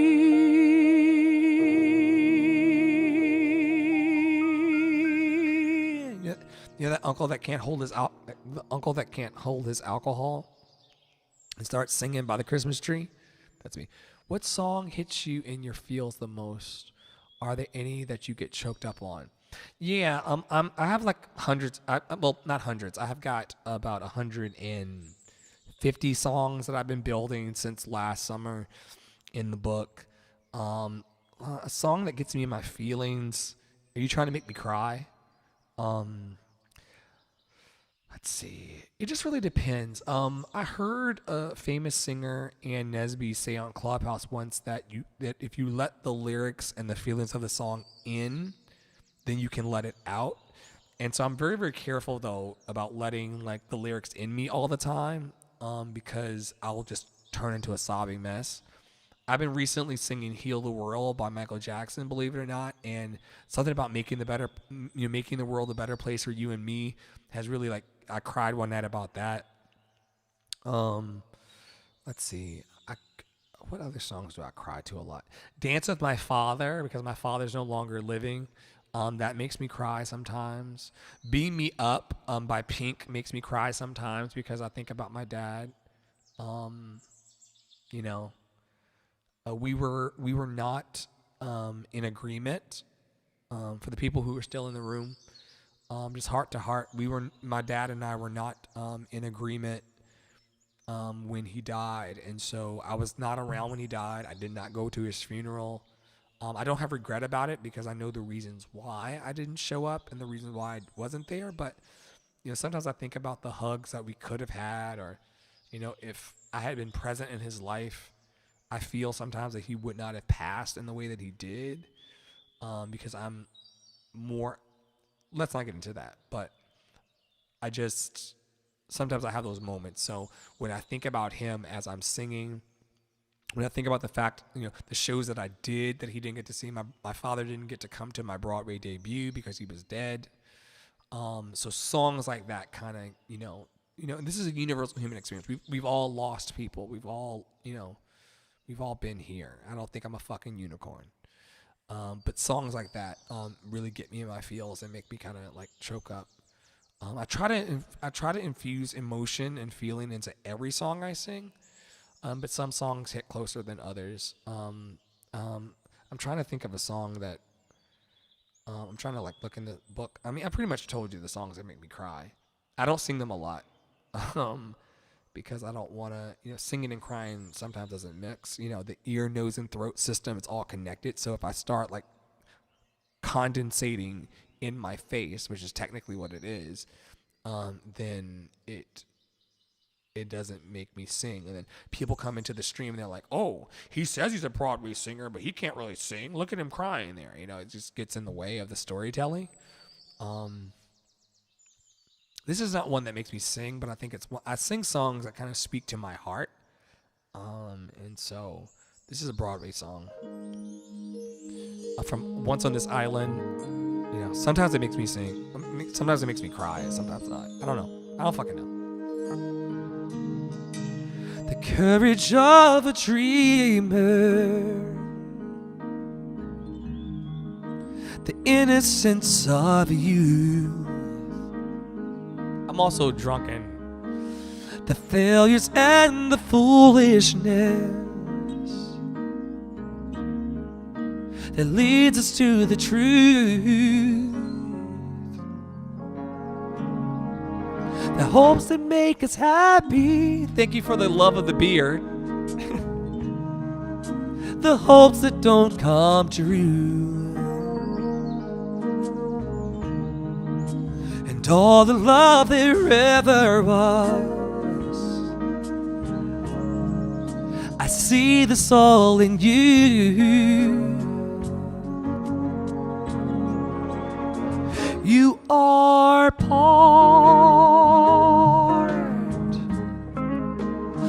of the human heart.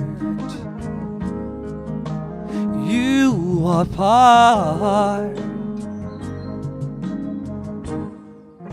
of all who took the journey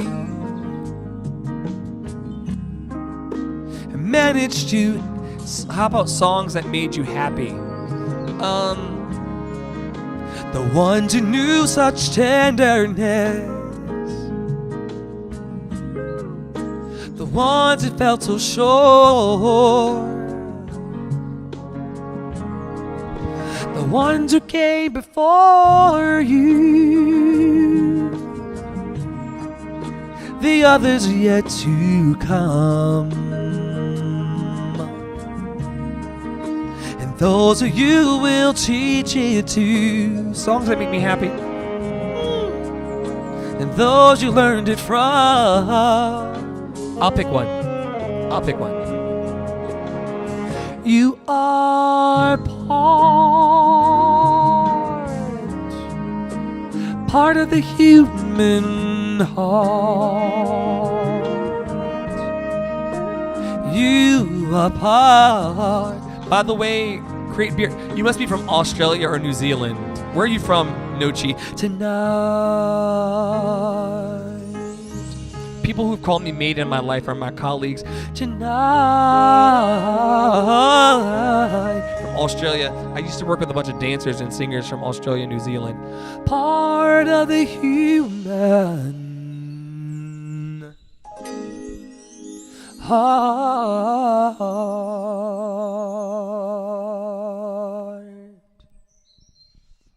But when people hit me with the mate, they're either English or Australian or Kiwi. So which one are you, Nochi, if you're still in the room? Songs that make me happy. I don't know if my neighbors are asleep or not, but it may be too soon for this, but I think we're like officially, if you've eaten all of your stuffing, I'm about to go get leftovers before I lay my black ass down. My Apple Watch is dying. This is a song that makes me happy for the season. I'm not sure if I'll be able to sing it or not, and it may wake all the neighbors, but this is a song that makes me happy. Australia, mate. I cannot wait. You know my dream? My dream, Nochi, is doing a full concert, like an hour and a half on the Sydney Opera House stage. I would love to stand. It's on my vision board. I would love to stand on the Sydney Opera House stage and just deliver a concert to Aussies. Aussie, og, or whatever they say. Aussie, Augie, og. I don't know what it is, but I've watched tons of my dancer and singer friends. I worked on cruise ships for so many years, so I know tons of Kiwis and Aussies and lovely people, like batshit crazy people, like really wild people, because y'all have got like scorpions and like kangaroos and like all kinds of animals that can fucking kill you. So Australian people are really like gritty people. But I was roommates. Not roommates, that's a lie. I just hung out in his room a lot. There was a dancer on cruise ships named Mitchell, and he was from the Gold Coast, if that rings a bell. And we would tell stories. I mean, it's just amazing that you could be in Australia with a person, and then not with a person. He could come from Australia, and I came from Virginia. You know, the sticks of Virginia, and we would be on that cruise ship together. But I learned tons about Australians. I also had a crazy Australian roommate, my first cruise ship contract, and then I stopped. I built into my contracts further that if they wanted to have me sing on the ship, I would have to have my own room, because I won't name him, but Australians can be just amazing, and they're just wild people to me. Wild in their love and expression. Anyway, I've got tons of stories inside me. I won't do that. Someone asked me about a joyful song, a song that makes me happy. It's officially Christmas season, so this is a song that makes me happy. It even has joy in the name. Shout out to all of my Aussie fans and watchers, and also my Kiwi fans and watchers. I cannot wait to sing on a stage, whether it's in a little small pub over a beer or a glass of wine, or if it's on Sydney Opera House stage, which is my dream. I hope that I'll be able to do stuff like this one day for the world. We'll fucking see. Won't we?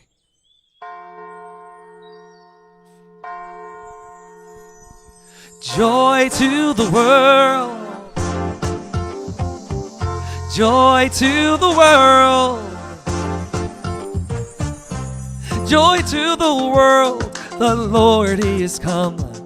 Let earth receive her King. Let every heart prepare him room. And heaven and nature sing.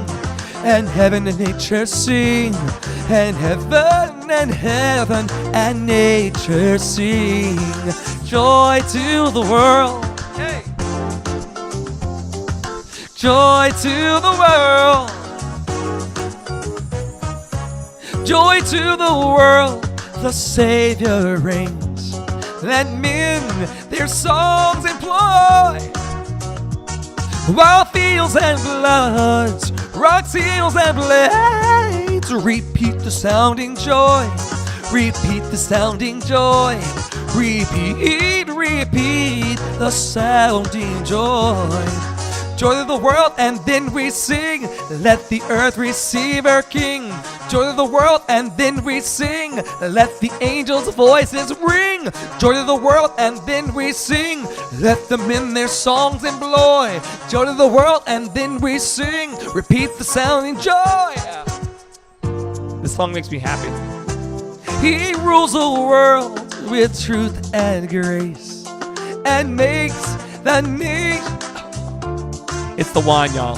The glory is of his righteousness, and wonders of his love, and wonders of his love, and wonders of his love, and wonders of his. Joy to the world, and then we sing. Let the earth receive her King. Joy to the world, and then we sing. Let the angels' voices ring. All right. Yeah, it's the wine. You don't. Yeah. Like Mariah Carey said when she sang her songs on TV. And so many people made fun of her. It is what it is, Santa. How long have I been? Oh, I've been singing for 2 hours. All right, let me go because I got to go to bed. I need to be in bed soon. Thanks for the cover, mate. Yes, much love from Australia. Much love to you. Aussie. What do y'all say? It's like a saying. Before you leave, could you tell me what y'all say? Something like Aussie, oig,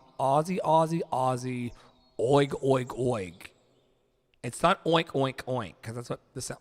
It's like a sound, like y'all do that. I'm not sure if it's for the soccer, but when the Australians would get together on the cruise ships, they would be like, Aussie, oig, oig. I'm like, I don't know what the hell is happening in here.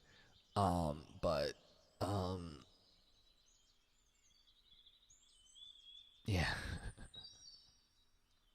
All right, second to last song. I'm going to go and have my pistachio ice cream and maybe some leftovers. I'm hungry as hell. It could be the weed. I've got sunshine, goodnight beast, on a cloudy day. When it's cold outside, I got the month of May. I guess you'd say, what can make me feel this way, my girl? Talking about my girl, I've got so much honey, the bees in me. I've got a sweeter song the birds in the trees. It's Aussie, Aussie, Aussie, oi, oi, oi. That's it. I could not, like, these people, they would be in the crew mess on the bottom of the ship. Aussie, Aussie, Aussie, oi, oi, oi, Aussie, Aussie, Aussie, oi. It's crazy. It's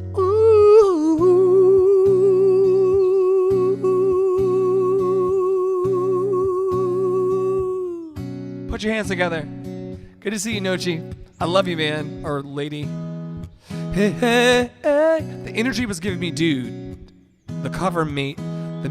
The energy was giving me like masculine energy, but I don't know.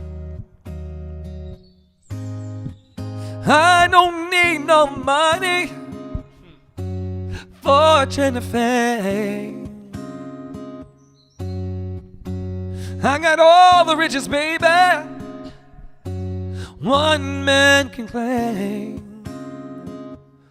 Well, I guess you say, what can make me feel this way? Nochi from Australia, talking about Nochi, Nochi, talking about my girl.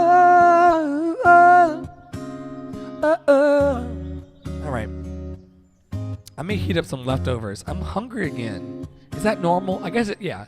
Most people take like a nap after their Thanksgiving meal and then get up and get leftovers, but I cried my eyes out to Tick Tick Boom, drink another half bottle of wine, and talking about my girl.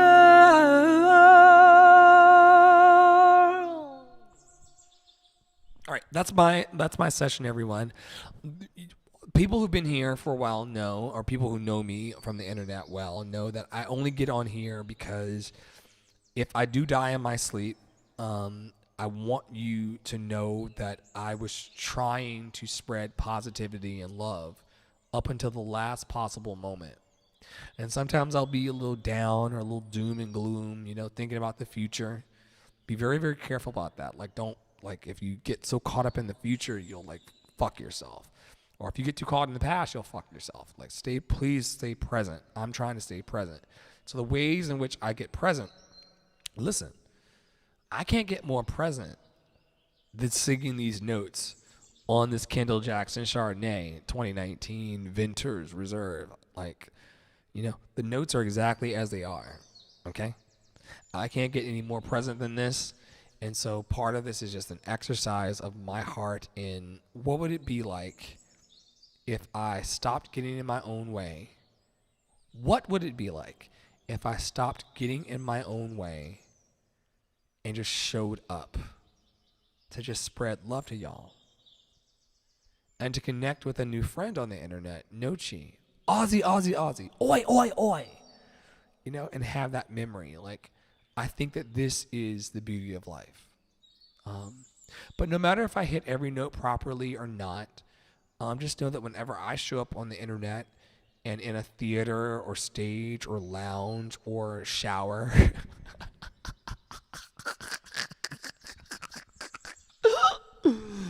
oh God! Whenever I show up in a space near you, just know that I'll always be giving you the very best of me. I hope that you enjoyed tonight's little session. Like I said, this is my story and I'm sticking to it. I made I talked to my mother. My mother, actually, we talked for an hour and some change today and really had a wonderful FaceTime call, miles and miles apart. I love my mom so much.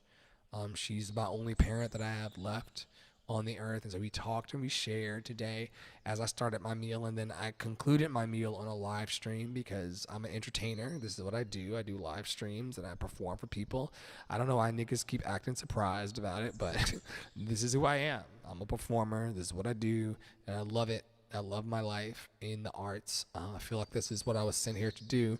So I finished on a live stream of cooking my salmon and all of that, which I may actually go and polish off for my little dinner time, little Scooby snack.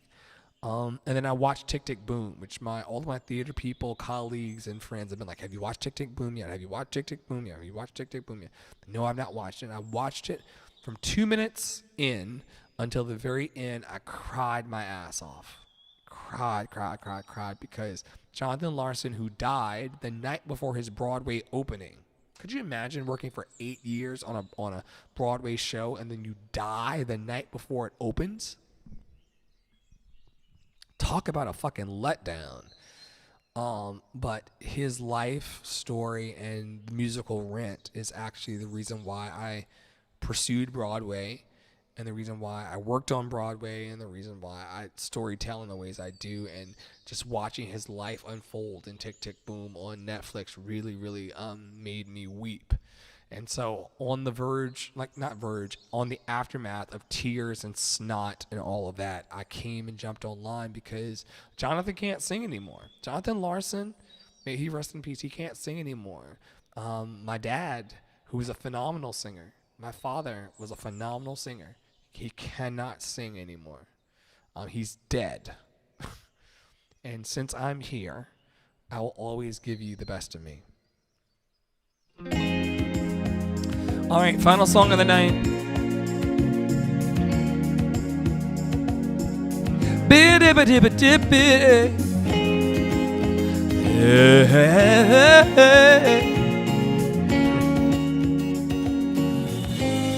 Here we go. It's simple, I love it, having you near me, having you here. Our conversations, outrageous. You smile, and I smile, then I say, hey, this is getting personal. Let's stay for a while.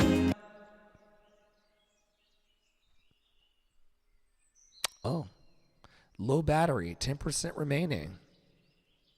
Low battery, 10% remaining on my iPad. And play such a beautiful moment. Giving you the best of me. Amazing. I told you it was live. Amazing. Having you close to me. Amazing. Outrageous. Give your best to me. Verse 2. Good morning. Here's breakfast. Lost track of time, but we had a ball. Let's catch a movie, then a dinner. Tonight's the night we'll just unwind and stay. Hey, let's stay personal. Let's stay for a while and play such a beautiful moment. I hope you had fun listening to me sing a little bit. I'm giving you the best of me. Amazing.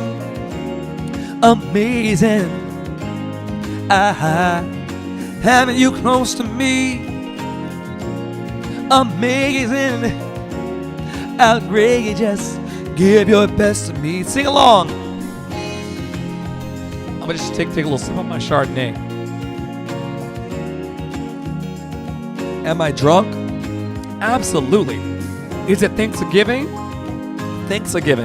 Absolutely. Shall we take it on home? We gotta eat, man. Oh.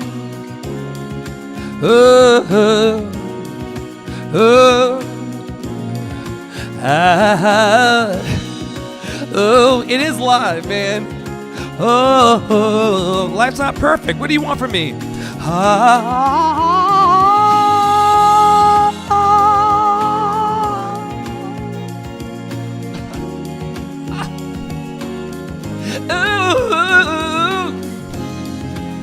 I'm giving you the best of me. It's amazing.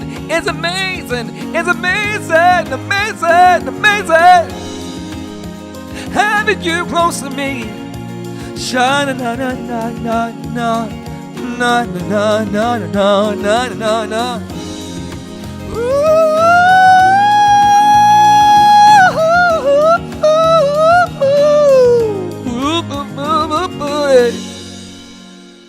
See? I keep telling my mentees, the people that I mentor in the world, in multiple states and countries, I keep telling people, like, listen, perfection is overrated. Let your shit out. Okay? One life to live. No one has ever come back from the other side. We have all these ideas. Y'all go to church, sing these songs. People are like, oh, I'll see my grandmother one day. You don't really know that. It's rude to say. I don't say it out loud because people will punch me in my mouth about it. But yeah, I can't wait to meet my grandmother on the other side. That's a belief. That's a belief. That's in a future that you don't have. Oh, grandma's gonna be there. She's gonna hug me one day and kiss me on my cheek and bake me chocolate chip cookies. Okay, if you say so. I'm Buddhist these days. I don't believe in any of that shit. Like, I believe that how you live your life in the present moment is what matters.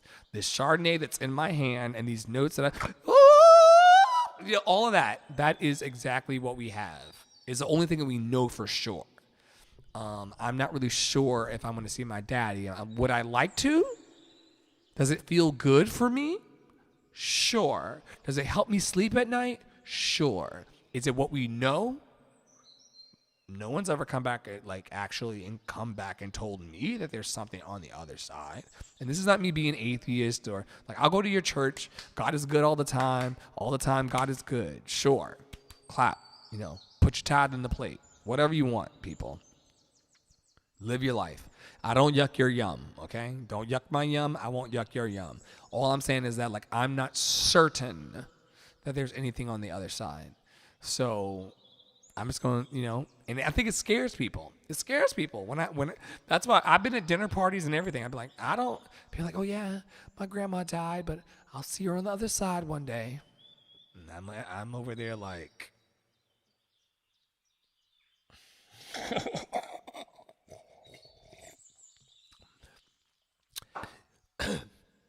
if you say so, hun, I hope that you're committed to living a happy life today.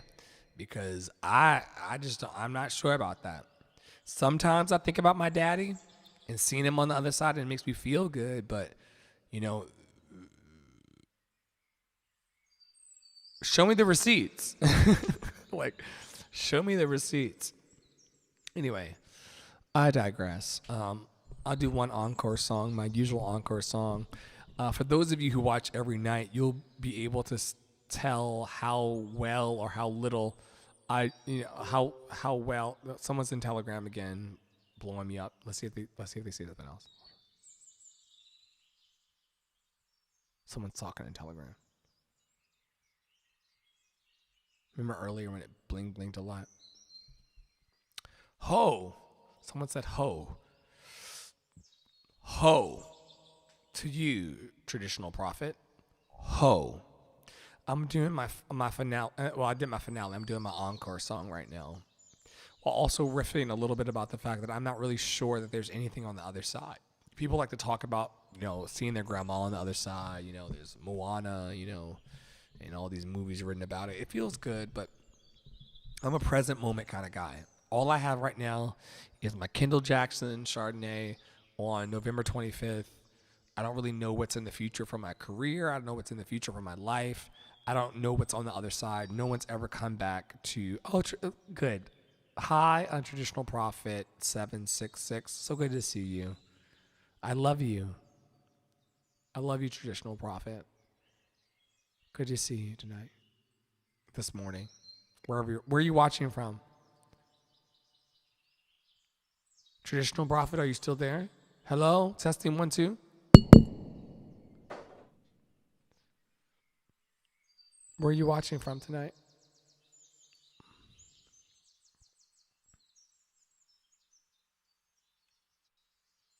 I know we're on a delay. Mozambique. Is that in Africa? Is Mozambique in Africa? I think Mozambique is in Africa. I'm in New York City. I'm a professional singer based in New York City. Where's Mozambique? You could, because we know we're having a conversation. I love this. This is my favorite part. People don't usually talk to me. Family and friends and people, they kind of watch me and they don't say anything. Sunflower speaks, and other people speak, but Tara speaks, my vocal teacher in Minnesota, vocal coach. But people don't really talk. They don't upvote, they don't downvote. They just kind of watch. Mozambique, Africa. Oh, okay. So just hang on for like, let's see how long this song is. This is my encore song that I do almost every night. Because Carl, my musical director, played it for me. If you hang on for 3 minutes and 40 seconds, I will sing this song from my heart, my very African heart. Okay? Traditional Prophet 766. I will sing this from my African heart to your African heart, just for you. Listen, I don't know what's on the other side. No one's ever come back to me personally and told me what's on the other side. All I know is what we have in the present moment. All I know is that actions speak louder than words. And so from my African heart, and it is, melanated like the gods, from my heart to yours, here's a song of hope for everybody, no matter what your background is. I sing for people from all walks. The sun will come out tomorrow. Bet your bottom dollar, that tomorrow there'll be sun. Just thinking about tomorrow, that hope clears away the cobwebs and the sorrow until there's none.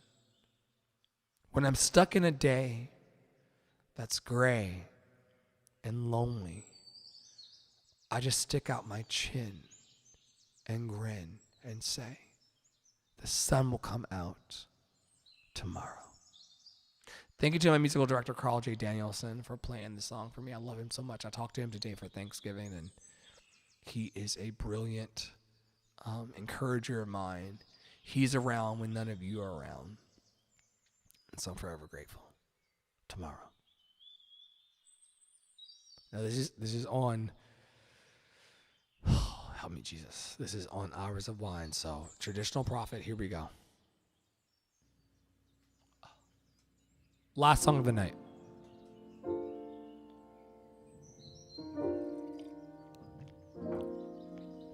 The sun will come out tomorrow. Bet your bottom dollar that tomorrow there'll be sun. Just thinking about tomorrow clears away the cobwebs and the sorrow till there's none. When I'm stuck in a day that's gray and lonely, I just stick out my chin and grin and say,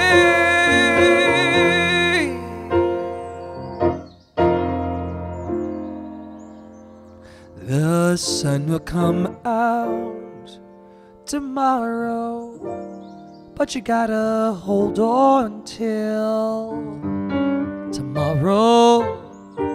Come what may, tomorrow,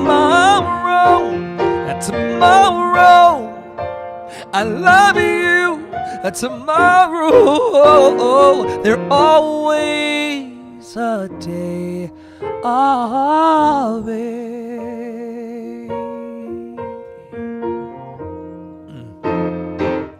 When I'm stuck in a day that's gray, we all have them, and lonely, we all have them, I just stick up my chin and grin and say,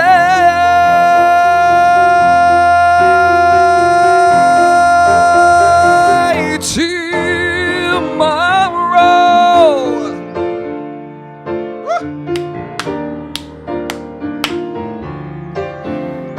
my heart to Africa, Mozambique. I've never had anybody from Mozambique in here watching me live on the other side of the planet, the motherland, Africa. Oh, bless you, traditional prophet. The motherland.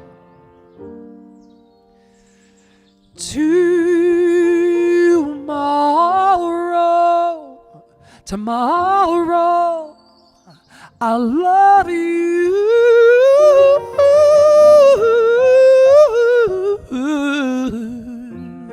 You're always a day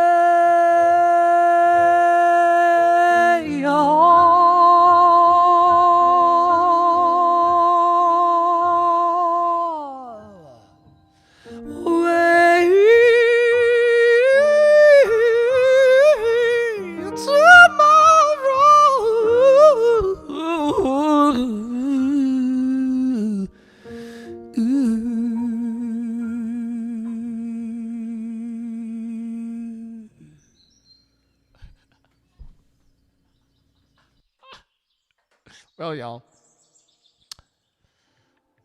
that's the best I got.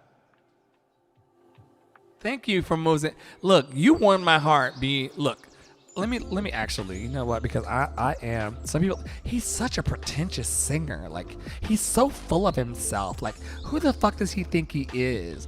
I'm actually gonna look up to see how. Like, if I could do directions on Google Maps. I don't even know how to. Mozambique. East Africa. That's not even closest to me. That's not even West Africa. Mozambique is East Africa. Southern African nation whose long Indian Ocean coastline is dotted with popular beaches like Tofo and marine parks in the Quirimbas archipelago. The Coral Islands, mangrove-covered Ibu Islands, has colonial-era ruins surviving from a period of Portuguese rule. Yeah, light-skinned white people colonizing, just like Thanksgiving. Okay, it's a 21-hour and 6-minute flight. Let me see. Google Maps, Mozambique. How long would it take me? How many miles is Mozambique from where I'm sitting right now? Directions to Mozambique. If I walked to Mozambique. Come on, give it to me. Come on. Choose my starting point. It's where I am. Right here we are. Let me get my address. Oh, I can't drive to Mozambique. Oh, Mozambique? It's not even telling me. 1 second. I gotta figure out how many miles I am before I go and get these leftovers for Thanksgiving. Google, how many miles am I from Mozambique? The distance from Mozambique to your location is 8,051 miles. 8,051 miles is how far the love.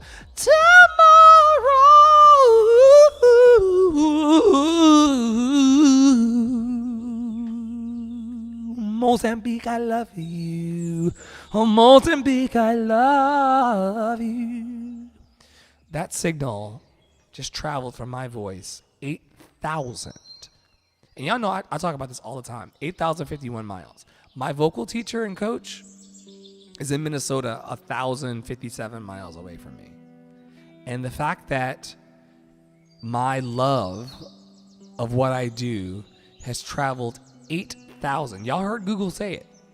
8,051 miles from my house to Mozambique.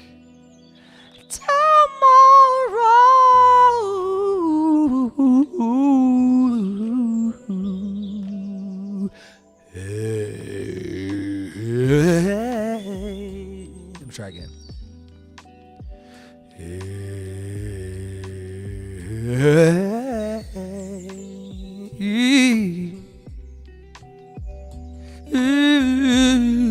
Tomorrow, Mozambique, I love you.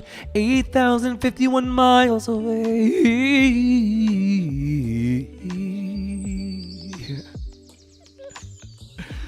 Oh man, Salty Preparation 676. Thank you for coming in here and blessing my life tonight. I thought I was just getting on the live for just to express myself, but you showed me that love can reach all the way to Mozambique, East Africa, 8,051 miles away. Y'all just stand back. Let the magic just happen. You can't tell me that love and magic is not possible when I just sang to a brother 8,051 miles away in Mozambique, East Africa. Ooh,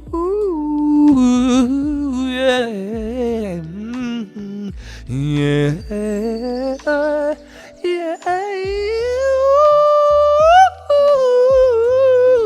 Ooh, I'm sending you an e-hug. I'm sending you an e-hug. I'm sending you an e-hug. Africa, my people. Hell, I could be from a tribe in Africa, but white people stole me, so I don't really know where I'm from. But y'all don't like to talk about that either. Happy Thanksgiving. Of all days to talk about it, though. Thanksgiving. Anyway, y'all have a good night. I hope that you enjoyed this. Mozambique is saying, yes, you're laughing over there in Africa. I think it's really, really cool.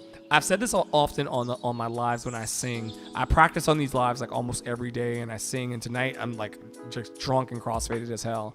But I say this all the time on the lives. Like my great grandmother, my ancestor, great grandma Sally, was owned by white people in Virginia. She's a whole ass slave, not a piece of a slave, a whole slave. They stole her from someplace like her ancestors from someplace like Mozambique, Africa, where you're watching me from. They just plucked her out because of capitalism and white supremacy. But that's for a different slide and a different day. But they stole my great grandmother's people. But the whole idea that we get to actually use our technology for me to sing to you in Mozambique, Africa, live. I think it's magic. And I'm not, there's tons of stuff to be like negative in life about, but the fact that on Thanksgiving Day, November in the United States, a colonizer event, if you will, but for some of us, every day is a colonizer event, but I digress. On November 25th, 2021, I got to sing my heart into Africa. I think it's pretty cool. I don't need a Grammy. I don't need a Hollywood Walk of Fame or anything like that. I think it's just simply cool that Salty-Preparation 676 in East Africa. Australia lives upside down from where you live, mate. I know. The fact that, listen, I am so blessed. If there's one thing that I'm grateful for today, it's the fact that Mozambique, East Africa, and Australia, mate, might, Aussie, oi, oi, oi. The fact that the two of you were in here participating in the love, from my artist heart, it just fills me up. So anyway, thank you. I'm done singing so I can go get these Thanksgiving leftovers. But I really, really appreciate both Mozambique. Nochi, what part of Australia are you in? Are you in the Gulf? Are you in the Gold Coast? Or are you in Sydney? What part of Australia are you in? I'm just curious. These are places that I hope to sing one day. I hope to step foot in. Part of my heart is to actually make a. Is Kwasi in here? Crazy. I love Crazy. Kwasi is a phenomenal vocal instructor that I met on Clubhouse and a fantastic heart who may have been like plucked from Mozambique as well, frankly. We don't know our ancestors. I always get amazed when our counterparts like, my ancestors are from Scotland and they can name the actual town. I'm like, I don't really know where my people. Melbourne. Okay, yeah. I do know people in Melbourne. I know lovely dancers from my cruise ship days in Melbourne. Lovely people. I know them by name. Mitchell, Rachel. Yeah, I know Melbourne people. Awesome. Hopefully we'll get to be together and share love and magic and music soon. I hope. From my mouth to the universe's ears. Okay. I've been going for 2 hours and 40 minutes so for people who are in the room, I'm just going to land the plane now and then I'll stop talking and shut this off. I was eating my Thanksgiving food. I talked to my mother on FaceTime. She helped me start my Thanksgiving meal. I live alone. I'm pretty much a loner. I'm kind of antisocial. I'm an introvert, believe it or not. People don't really believe that I'm an introvert, but I am. I pretty much like the greatest thing for me will be to turn off these lights and like go to watch my Netflix and kind of just be with myself. It makes my dating life very, very difficult, but I digress. But I'm an introvert, so I was cooking with my mom on FaceTime, and then I switched over into the live stream to finish the meal. And then I started watching Tick Tick Boom, which is a Jonathan Larson story on Netflix. And like his artistry and his life and his magic and Lin-Manuel Miranda's magic like really like struck a fire in me. And I was like, you know what? I don't know how much longer I'm going to be on the planet to actually like spread my joy and cheer in my way. So I'm going to turn on the lights in my home studio and just fire up YouTube, Facebook, Twitch, Twitter, and Reddit and Instagram, because why set the bar low in your life? Like, just, and by the way, all this shit that I stream on is free. So I'm like, if it's free, I might as well just do it and connect with people. And then Mozambique and Melbourne, Australia, my Aussie mates came in here to watch. I don't even know what time is it in Australia right now? Google will know. 1 second. What time is it in Australia? The time is 11:13 p.m. No, that's my time. What time is it in Australia? The time in Canberra, ACT, Australia is 3:13 p.m. Okay, so it's afternoon there. Okay, I get it. Okay, so it's a little easier for you than it is for me. I gotta go to fuck bed. What time is my wake-up call in the morning? Okay. My wake-up call is gonna be very, very early in the morning, y'all. So I love you very, very dearly. Thank you for letting me be an artist in the world. Thank you for letting me share my love in the ways I do. I'm not a fucking unicorn. There's tons of artists doing exactly what I do. People like Crazy. Like this is not a thing. In Mozambique, it's 6:13 a.m. Why are you up watching me sing tomorrow? You're up watching me sing at 6:13 in the morning?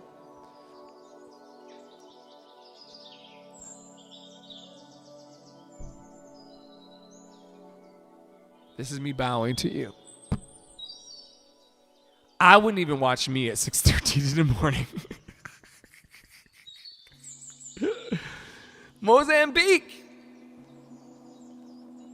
Shout out. That I've never had to. And so what happens is I start like Pokemon. Whenever new people come in here and tell me where they're from, because everybody doesn't speak, everyone isn't bold enough. Like there's a certain kind of courage. There's a certain kind of courage required to comment. Crazy's still out. Crazy, I love you, man. Happy Thanksgiving. I love you so much. I see it for you, King. I see it for you, brother. I've always seen it for you, from Clubhouse. Yeah, I wouldn't even watch me at 6:13 in the morning. At 6:13 tomorrow morning, I'm gonna be like rolling over. So that's super love. Yeah, thank you so much. Like, sincerely. Okay. I'm gonna go get some leftovers.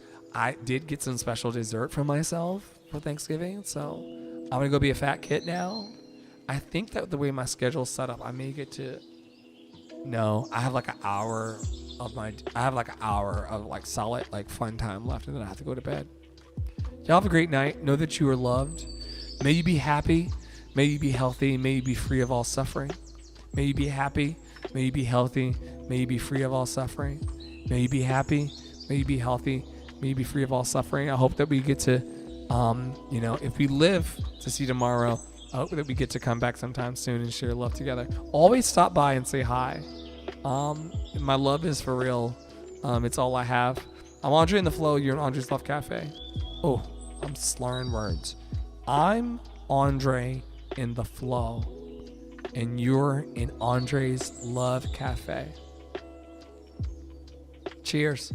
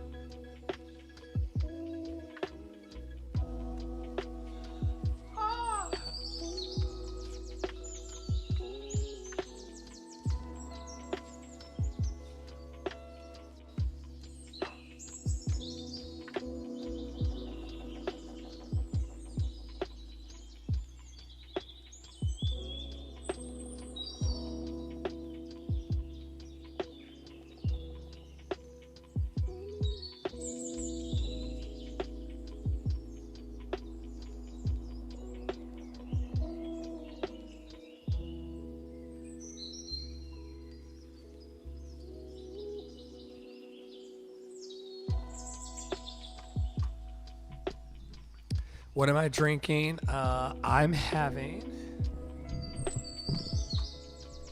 I'm so fucking like these. By the way, if this is you hearing me for the first time, I sound kind of better. Kinda. Hashtag kinda better when I'm not. This is Kendall Jackson.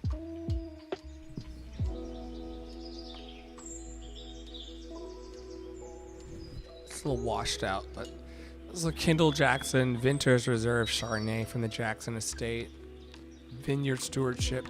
It's a California Chardonnay 2019.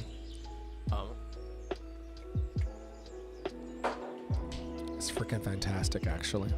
It's actually fantastic. Is Daryl Stewart in here? I don't want to, he may run away. But if Daryl Stewart hangs on, I may sing like a bonus song just to Daryl. Because Daryl is one of my Clubhouse buddies. We've not met in actually real life. But if he hangs out for a little bit, I'm about to leave and go have this extra stuffing and this dressing. And, well, stuffing is dressing. But I'm about to have these cranberry sauce. But if Daryl hangs out for a little bit, I'm here and would love to hear you say, okay, so here, God damn. Listen, let me tell you something. Oh, God.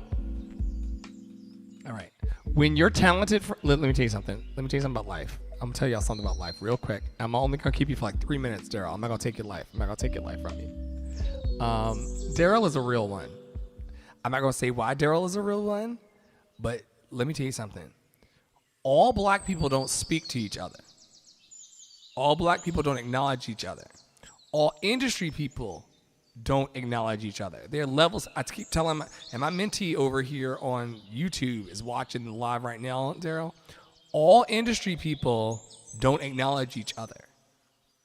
And there are reasons for that. It's energy, like until like is drawn, law of attraction, positive, negative, yada, yada. But all industry people and all black people, all skin folk ain't kinfolk, right?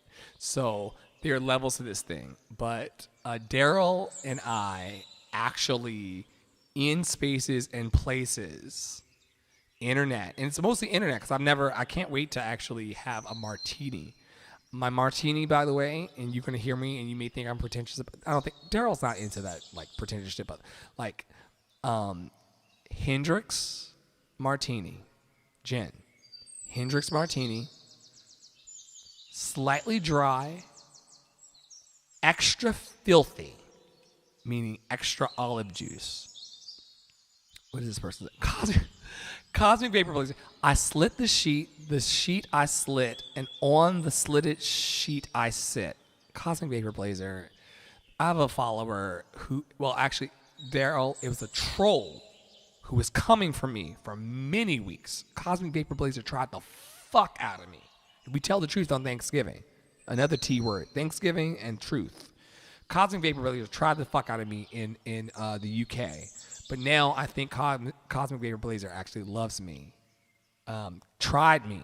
Called me names, talked all kinds of shit as they do. And now loves me and is in here speaking prose. I slit the sheet The sheet I slit, and on the slitted sheet I sit. Anyway, I'm talking about Daryl right now. Black Boy Joy. Calm down, Cosmic Blazer. I've been in here for 2 hours and 50 minutes, and you just got here. Calm down. I'm gonna sing a song for Daryl, my beloved, and then I'm gonna get the fuck up out of here, and go back to my Daryl. I was watching the Tick Tick Boom, and was like crying my eyes out. And then I just like, I don't know how much longer I'm going to live on the planet, so I'm going to just give these notes to y'all. But Daryl is one of those black people and industry people who, when we're in spaces together, and it happened recently, but I won't say where, but it happened recently, we actually do that wonderful black person thing. Oh, you're giving me silver. Thank you for the silver. I love it when a troll becomes a fan. Thank you for the silver, Cosmic Vapor Blazer, all the way from the UK. Vapor is spelled VAPOUR. You know how they do overseas. Thank you for the silver. Okay, so I think I've only got like 9 minutes left over on this stream, which I won't take that long. This one's for Daryl because we see each other. Daryl with receipts and I with receipts are Black Boy Magic and Black Boy Joy. Daryl with receipts is Black Excellence. People don't like to talk about it out loud because it's not in vogue. But Daryl is Black Excellence to me and to people because he's got awards for this shit. And I am Black Excellence and Black Boy Joy. And when we see each other, because our frequencies are tuned to the same magic, we just nod each other or wave at each other because that's what excellence does. And I can't wait to see this man. He's already at the top. And I'm at the top. And we're going to continue to ascend to the top. And that's not like me doing like a thing where I need to like flex. It's just like certain people actually speak to you. And then other people don't speak. He's saying in the comments here, period, with a T. Talk about it. Yes, you are a king. Cheers to you. You're a king, man. And you're beautiful to me. And so I was about to jump. Let me just pour a little Kendall Jackson Chardonnay Vinters Reserve 2019. Treat yourself, right? This one goes out to my, I don't want to cry about it. I'm a really emotional person. I'm like an artist. People think that I'm like putting on, but I'm not. Like, as a fly buzzes through my ears on the track. Like, as we talked about earlier, one of my mentees is in the room all the way in Memphis, miles and miles away. Matter of fact,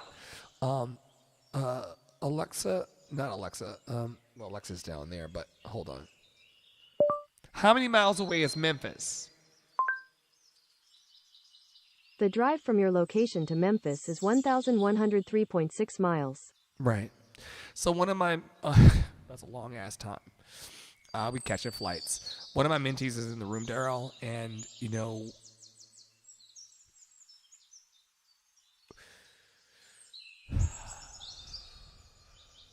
I keep telling her there's a level to this thing, and when you find people who resonate with you, and when you find people who find you beautiful, and they find you beautiful, it's a precious thing.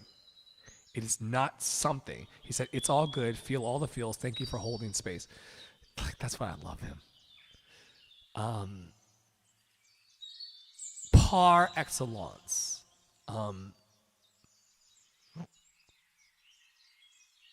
There's so many ways to play this game that we play of showbiz and entertainment and healing and ministry and message work. But Daryl and I see it for each other, and I'm blessed by that because he is so inspirational. And so, anyway, you're beautiful to me, and this is for you. Now, Take All Mistakes for Love and Kendall Jackson 2019. I am feeling all of the things and the herbs and the berries, but you came in here, and so this is what you get. And my mother told me on the Instagram, my mother told me on FaceTime today that the Dollar Tree is no longer the Dollar Tree. It's $1.25 now. Bitch, where? Why is the Dollar Tree not the Dollar Tree anymore? But anyway, the world is changing, but the love that Daryl and I have for each other and the love that I have for all of my creative friends remains. I'm a real motherfucker.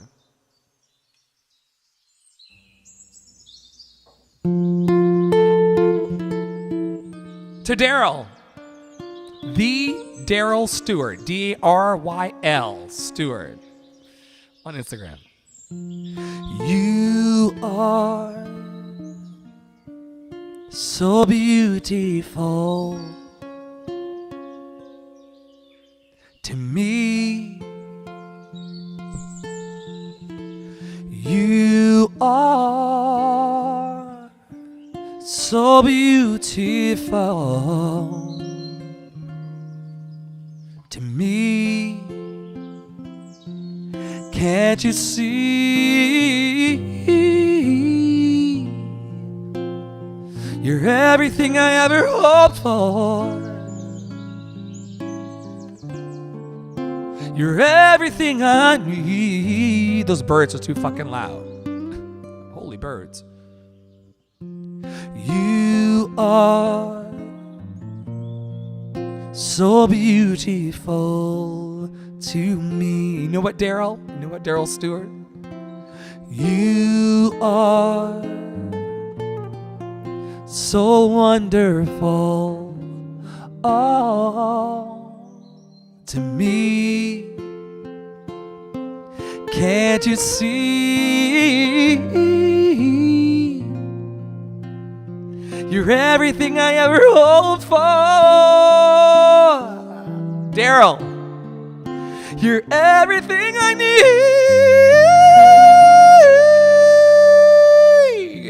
You are so wonderful, My buddy.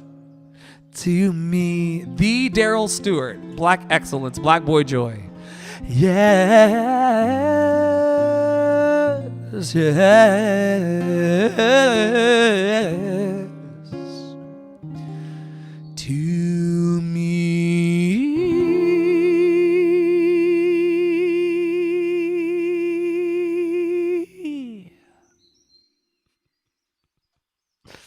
Only from my friend, y'all. Someone said Dollar Tree just built up its corporate HQ not too long. Yeah, that's the reason why they want $1.25 from us.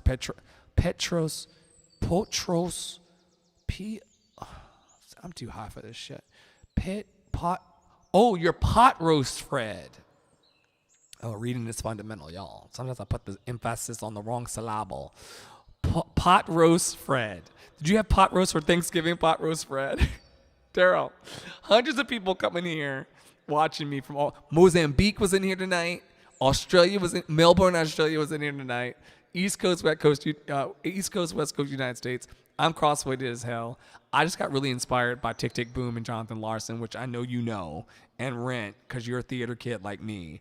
I cried my way all the way through Tick Tick Boom, and I was like, you know what? I don't know how much longer I have on this earth, so I'm just going to continue to just turn on these lights and try. Daryl saying, thank you so much, Andre. Thank you for being you. Don't ever stop being you. Don't stop being you, man. We're going to We got magic to do just for you. It's cool. It's cool. I see you. I see you. And like I said before, you're actually one of those black people in the business that actually speaks. You know who's another one? Norm Lewis speaks. You know, the Norm Lewis speaks. Alex Newell speaks. Dwan Heel speaks. Frenchie Davis speaks.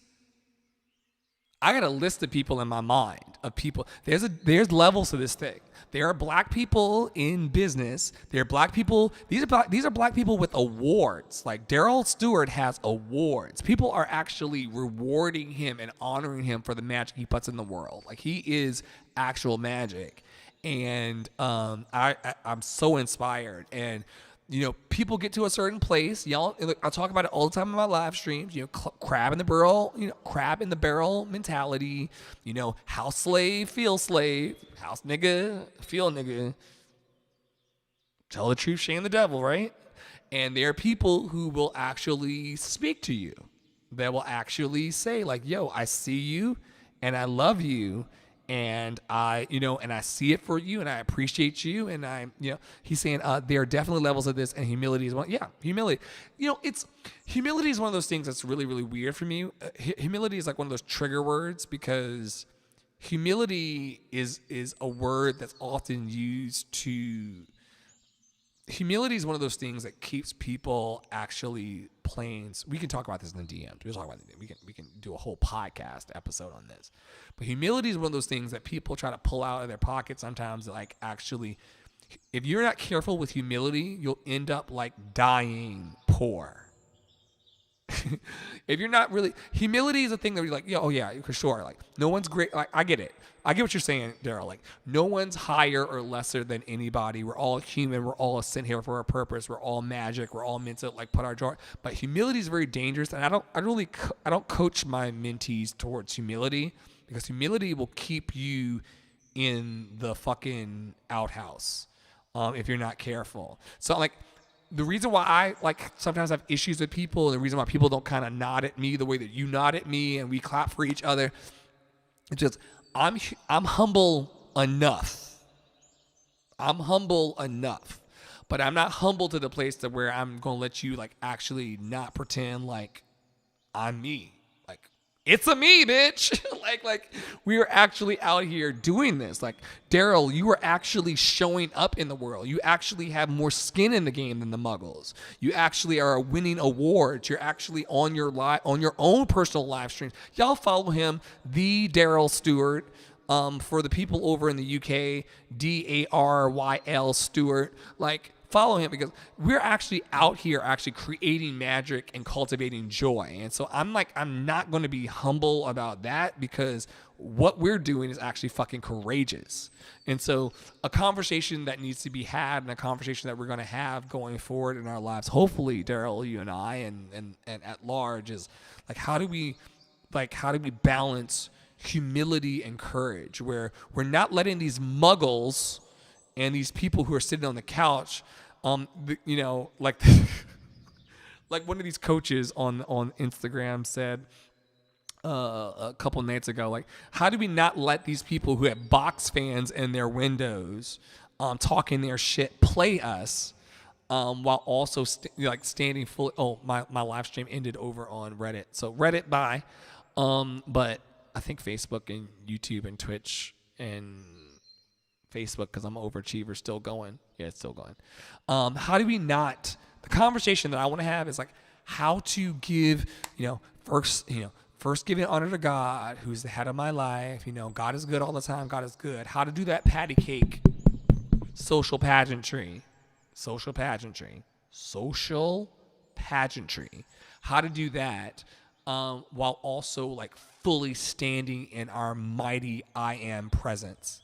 And that's the balance, because I think that, Daryl, you know as well as I know that our magic rattles the cages of motherfuckers. Maybe I should speak for myself, because he has a brand and I don't want to tarnish his brand. I don't want to speak and I don't want to, cohort in that way. But I riff about this all the time, and this is why I'm not popular, and this is why I don't have a lot of friends, and this is why my dinner parties are very small.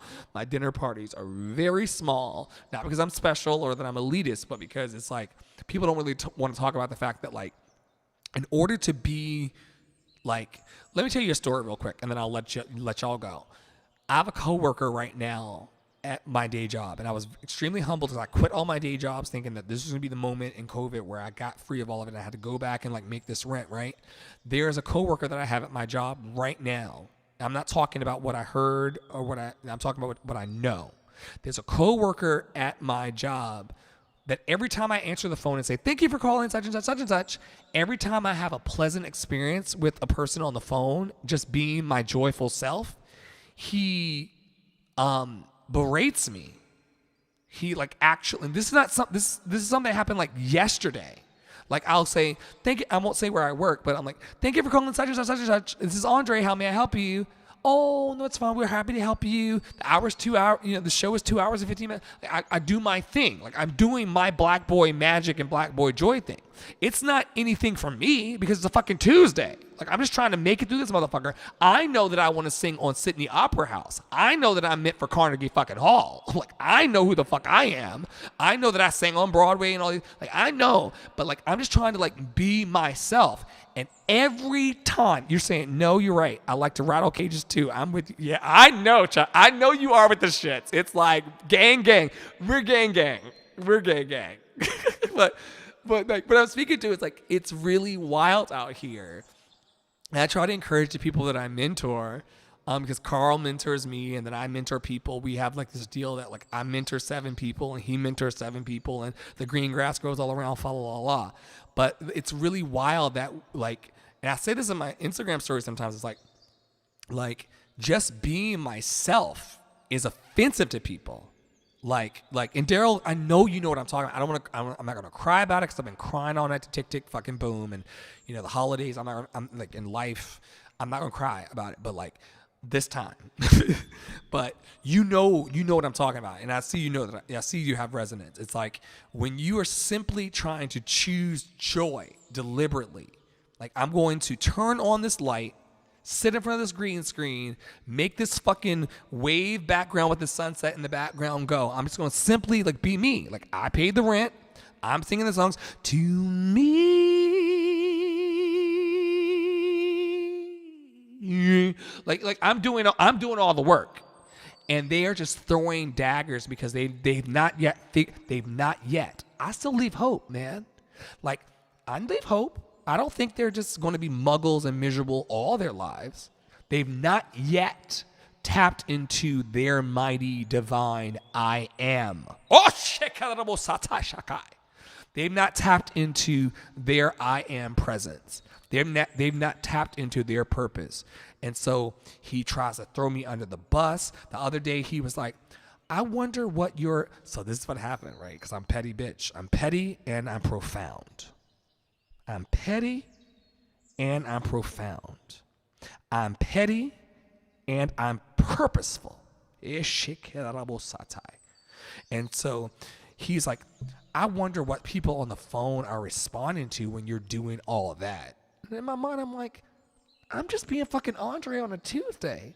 I'm just trying to make this wage that's barely above minimum wage. Barely above minimum. I'm humbling myself. Talk about humility. I'm making fucking $17 an hour when I used to make 30-something pre-pandemic. So I'm humble as fuck. Talk about humility. I'm humble as fuck making $17 an hour in this ashy motherfucker. He's like, I wonder what they say on the other end of the line when you're doing all that. I'm just trying to survive Tuesday because I'm a depressed, suicidal, ideated motherfucker, black man in America, just trying to make it through. I'm a Broadway actor with no Broadway in sight. I'm just trying to survive, nigga. You know, and I wonder what they say on the other end of the call. And so later that night, someone came up to the window in person, and I was a human being. I was my loving self with her. And he said to me, and she was talking to me, and then I said, because I'm petty, you know, God bless the petty. So I said, yeah, I have a colleague right here that wonders what I sound like when I talk to people on the phone. Could you please tell him that this is what it is? Like, it's just the magic in person, baby. It's just blue magic, baby. And she's like, oh, yeah, you're wonderful. I'm a school teacher. Da, da. So this is something that we carry, Daryl.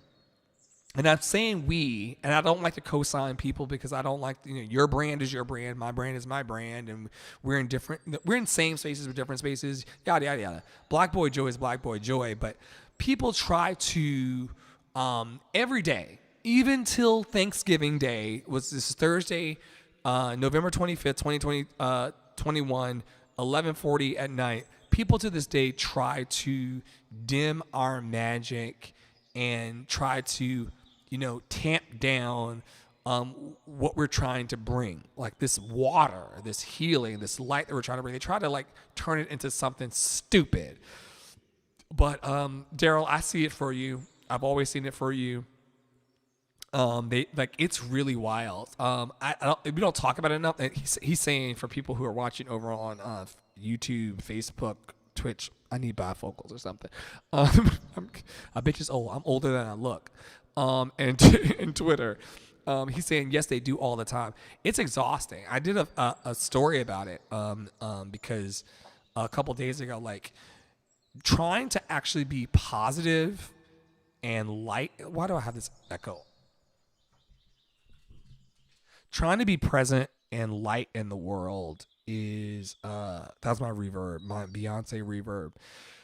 Trying to be light and present in the world, trying to share love is more exhausting than it seems. And the reason why, whenever Daryl Stewart, the Daryl Stewart on Instagram, DARYLSTEWART, whenever we're in spaces, and we are in all the spaces, beloveds, trust and believe, we are men of the people.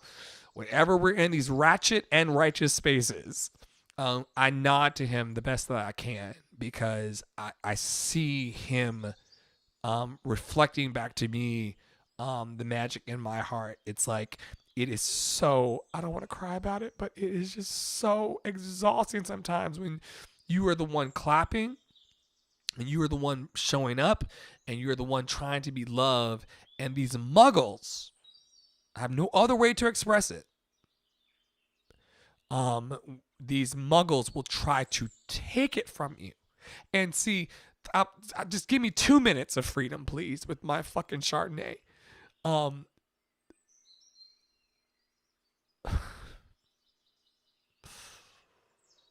Thanksgiving. It's always emotions on fucking Thanksgiving. It's not at all. I am a very simple person. I'm a peas and carrots kind of motherfucker. I will turn off all of these lights in this studio, and I will go and watch Netflix and just be with myself. Because I am someone I can trust, right? I can trust myself. I don't annoy me. I don't push my buttons. I don't agitate me. I leave me alone. But when you are a person of light and love and positivity, you are swimming against the stream. You're literally going upstream. See, I don't know what the real meaning of blue magic is. Okay. Well, I can tell you. I'll be compassionate for a moment. I won't be sassy. Blue Magic, baby, is you need to watch. What's that movie with Denzel? I now got to look up Denzel movies just to be nice. Sometimes I'm sassy. Sometimes I'm nice. There's a movie with Denzel.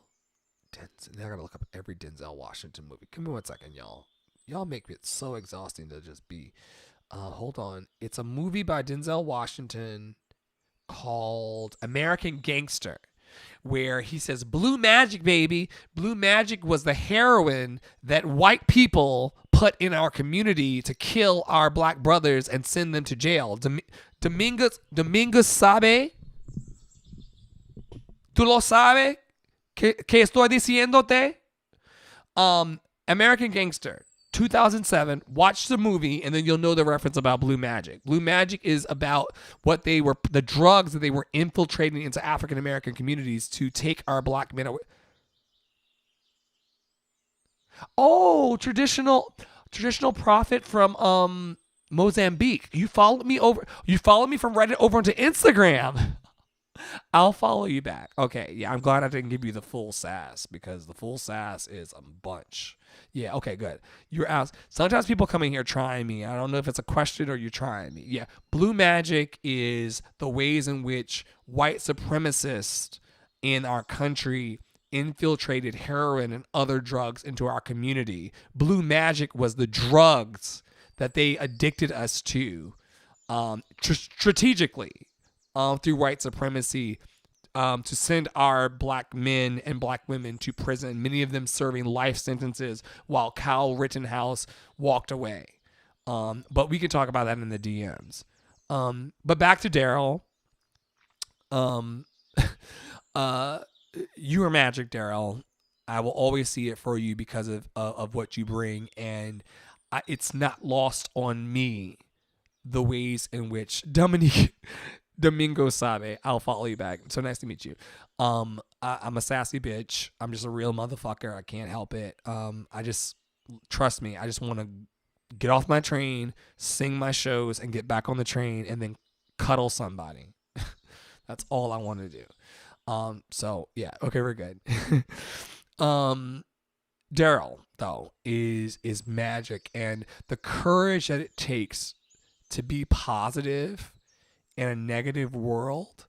I just really don't think that a lot of people truly recognize what it is, and that's the reason why I see it for Daryl Stewart, the Daryl Stewart, because I saw a video of you, Daryl, listening to people talk about you as you were about to step on stage for an award in your Instagram, and I'm like, that is beautiful and so heavy, because to actually step out of the riffraff, to rise above where you come from.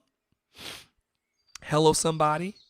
To rise above where you come from, and to try to create your own magic in the world, and just to be who you are, and to be fully expressed. Y'all should see Daryl. Like, he's dancing in the streets, and he's just loving, and he's just spreading joy, and everyone, like that in our society on November 25th, 2021, that is an act of extreme courage in the world. It's the reason why people step into my lives and then run away, because it just rattles the fucking cages that someone would dare to be so bright, and that someone would dare to be so brilliant, and that someone would dare to show love and compassion. Like and I'm not telling you what I heard. I'm telling you that there's a man on my job yesterday who sarcastically says, "Andre, you're so negative. Andre, like, I wonder what other people hear on the phone." And then I have to go out of my way to say, like, I'm just being love.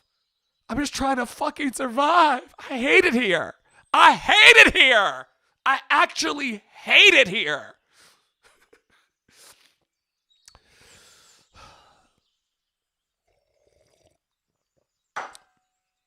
But because my ancestors, and people don't like me to say this either, don't y'all know that the weakest of us died on those boats? The weakest of us died on the boats. The weakest of us jumped overboard because they weren't strong. The people that we come from, and I'm talking to the African Americans in the room, y'all can deal with your Kyle Rittenhouses and your justice system and all of this America KKK. Y'all can deal with all that bullshit. I'm talking to those who know. Okay? The thing that keeps me alive and the thing that keeps me shining is knowing that my great-great-grandmother Sally was a whole fucking slave in Alberta County, Virginia. She was owned by white people. Okay? And she survived. And the reason why she survived is because the people that were packed, and I went to the Smithsonian of African American History. I'm an educated nigga. Okay? I read books. I have a Goodreads account. Okay? Scholarly journals I have processed. And because of that, I know that because they packed us hundreds of bodies, they, white people, packed us hundreds of bodies on top of other bodies on top of other bodies. This ain't something I heard. This is something I read and know. They packed us, hundreds of people. All the ones of us that made it off that motherfucker were the strongest. Are you hearing me, Sunflower? My mentees watching, I think, in Memphis. The strongest of us survived. And because of that, when another Wahite challenges me at my day job I'm able to say boldly, that's your issue, not mine. I know you're seeing my light and my magic, and you're wondering how to tap it. You're wondering how to tap into it yourself, but you cannot. You cannot. And that's your own blockage. If you ask me, I tell you, like, just, gratitude, focusing on abundance, focusing on your gifts, focusing on what you have and what you don't have.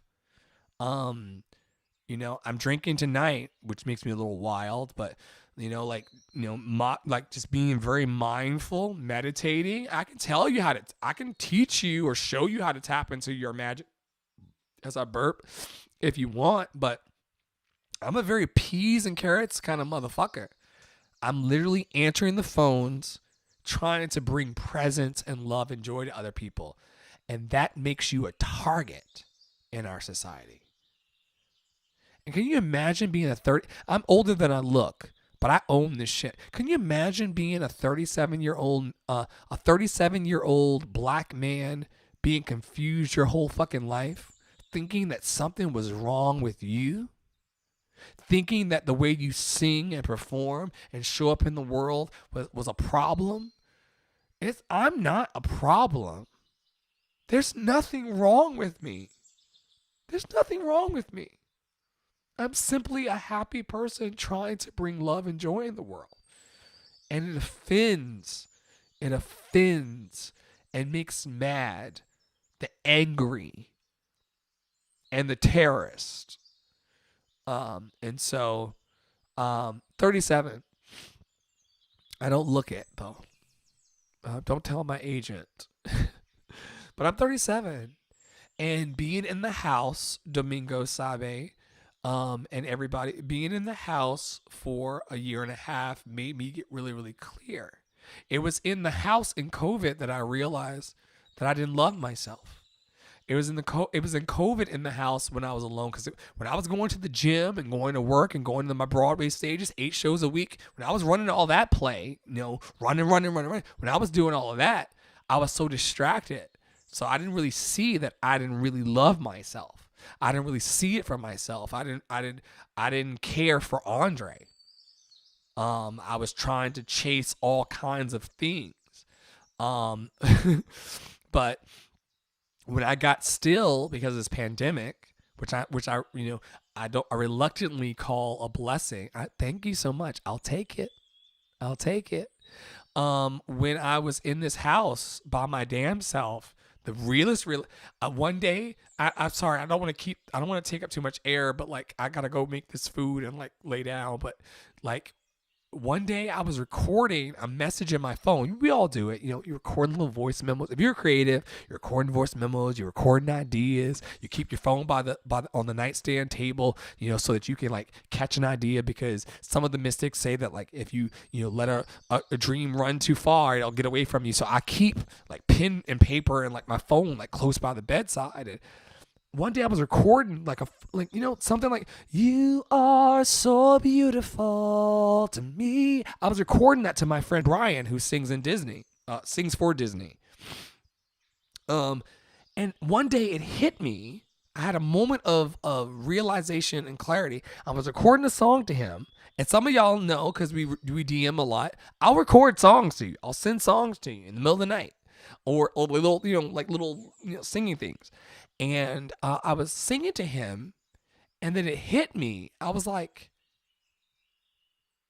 yo, why do I sing more beautiful for Brian with a Y, not with an I? Why do I sing, he'll be clear about it. Why do I sing into my phone for Brian better than I sing for the world at large? Why do I sing for him more sweeter than I do for Reddit and all these other spaces and Instagram? Why do I give him that? And Spirit said to me, or whatever the fuck you believe in, Shamalama Ding Dong or fucking spaghetti, I don't give a fuck. Like, I'm beyond that now because it's a distraction. Spirit said to me, you love yourself and your gift when you sing for your friends. Like Tara Priolo down there, my vocal teacher in Minnesota, who I met on Clubhouse. You sing for Tara and for Brian from a more centered and grounded place. You love yourself. You allow yourself to love yourself more in front of them because you feel more safe there. And it woke me up. I was like, oh my God. Like, I've been in the business and I'm not trying to like blow myself. This is like not masturbation, but appreciation. Like, I've sung all over the world. I've sung on Broadway. All the Muggle shit, all the Muggle accomplishments of what you're supposed to do to make it. Like, I've checked those boxes, and I still didn't love myself. I still hated my gift. And the difference was that I didn't love myself, and I didn't love what I was putting out in the world. I only loved it around certain people, and it was a challenge for me personally in COVID while I was still, and in the stimulus checks was coming. I was unemployed. We didn't know what the fuck this virus was. No vaccine, no nothing. Like, I was like in the house. I'm single, divorcee, by my fucking self, looking at the fucking walls, man in the fucking mirror, you know? Like, what was it? And so I realized in that moment, I didn't love myself. And that I had to like get about the work of loving myself. So everything you see to this present moment is just an extension of me trying to love myself more. And like followers and viewers and all that stuff, Kendall Jackson, no fucking Kendall Jackson. I'm just really trying to survive this shit. I'm trying to show people like Sunflower, who just arrived in this space, or maybe she's been here the whole fucking time. One of my mentees. I'm trying to show her that the way you love yourself and the way you love yourself publicly matters, especially for Black people. Because nothing in our society, hello, YouTube, Facebook, Twitch, and Twitter, not taking these fucking live streams down ever. The ways in which we as a people, we have to love ourselves that much more, because everything we're getting from the outside, including my colleague who sits 2 desks down from me day before yesterday, nothing in our life is telling us to shine. We're just trying to be ourselves and to shine in the face of adversity, and nothing in our lives to this present moment. They want to pretend like this is 200, 300, 400, 500 years old. No, I'm talking about day before yesterday. Nothing in our society is pushing us towards our greatness. We must push ourselves. Are you hearing me out there? We must push ourselves towards greatness. We must continue, as Daryl and I do, and Tara and I do, and Sunflower and I do. We must continue to clap for ourselves.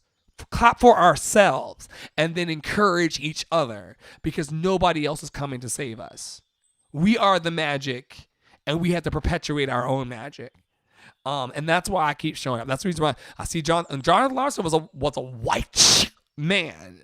But the boldness of it is something that I can take away. And so I saw Tick Tick Boom on Netflix. And I was like, you know what? I've got magic too. I'm not sure how much longer I'm going to live. This motherfucker died the night before his Broadway opening. I'm going to jump online. Daryl came in here. I sang You Are Beautiful to him because he is fucking beautiful. Black Boy Joy. And we'll create empires of magic under his lineage and rule in the kingdom of fucking Wakanda. Hello, somebody. As will Tara, as will Sunflower. You all have so many seeds and lineage in you. Like Father Abraham had many sons. Many sons had Father fucking Abraham. Y'all are like, and Tara and I talk about this every day. And I'm riffing right now, but Tara and I talk about this every day on Telegram. Like, the lineage is great on your asses. If the people who are in here are the people who I think are in here. Oh, it's just Domingo. Daryl left. Domingo, maybe you too. But Daryl, Tara, and Sunflower for sure. Your lineage is great. Like you are going to make magic in this world, and you are making magic in this world. Don't let these people on the internet take away from that. Don't let naysayers take it from you, because they just don't understand the magic, because they can't tap into it for themselves. Okay? All right. I'm going to go get my leftovers and watch some TV. Do I have time? I have time to watch TV. I do.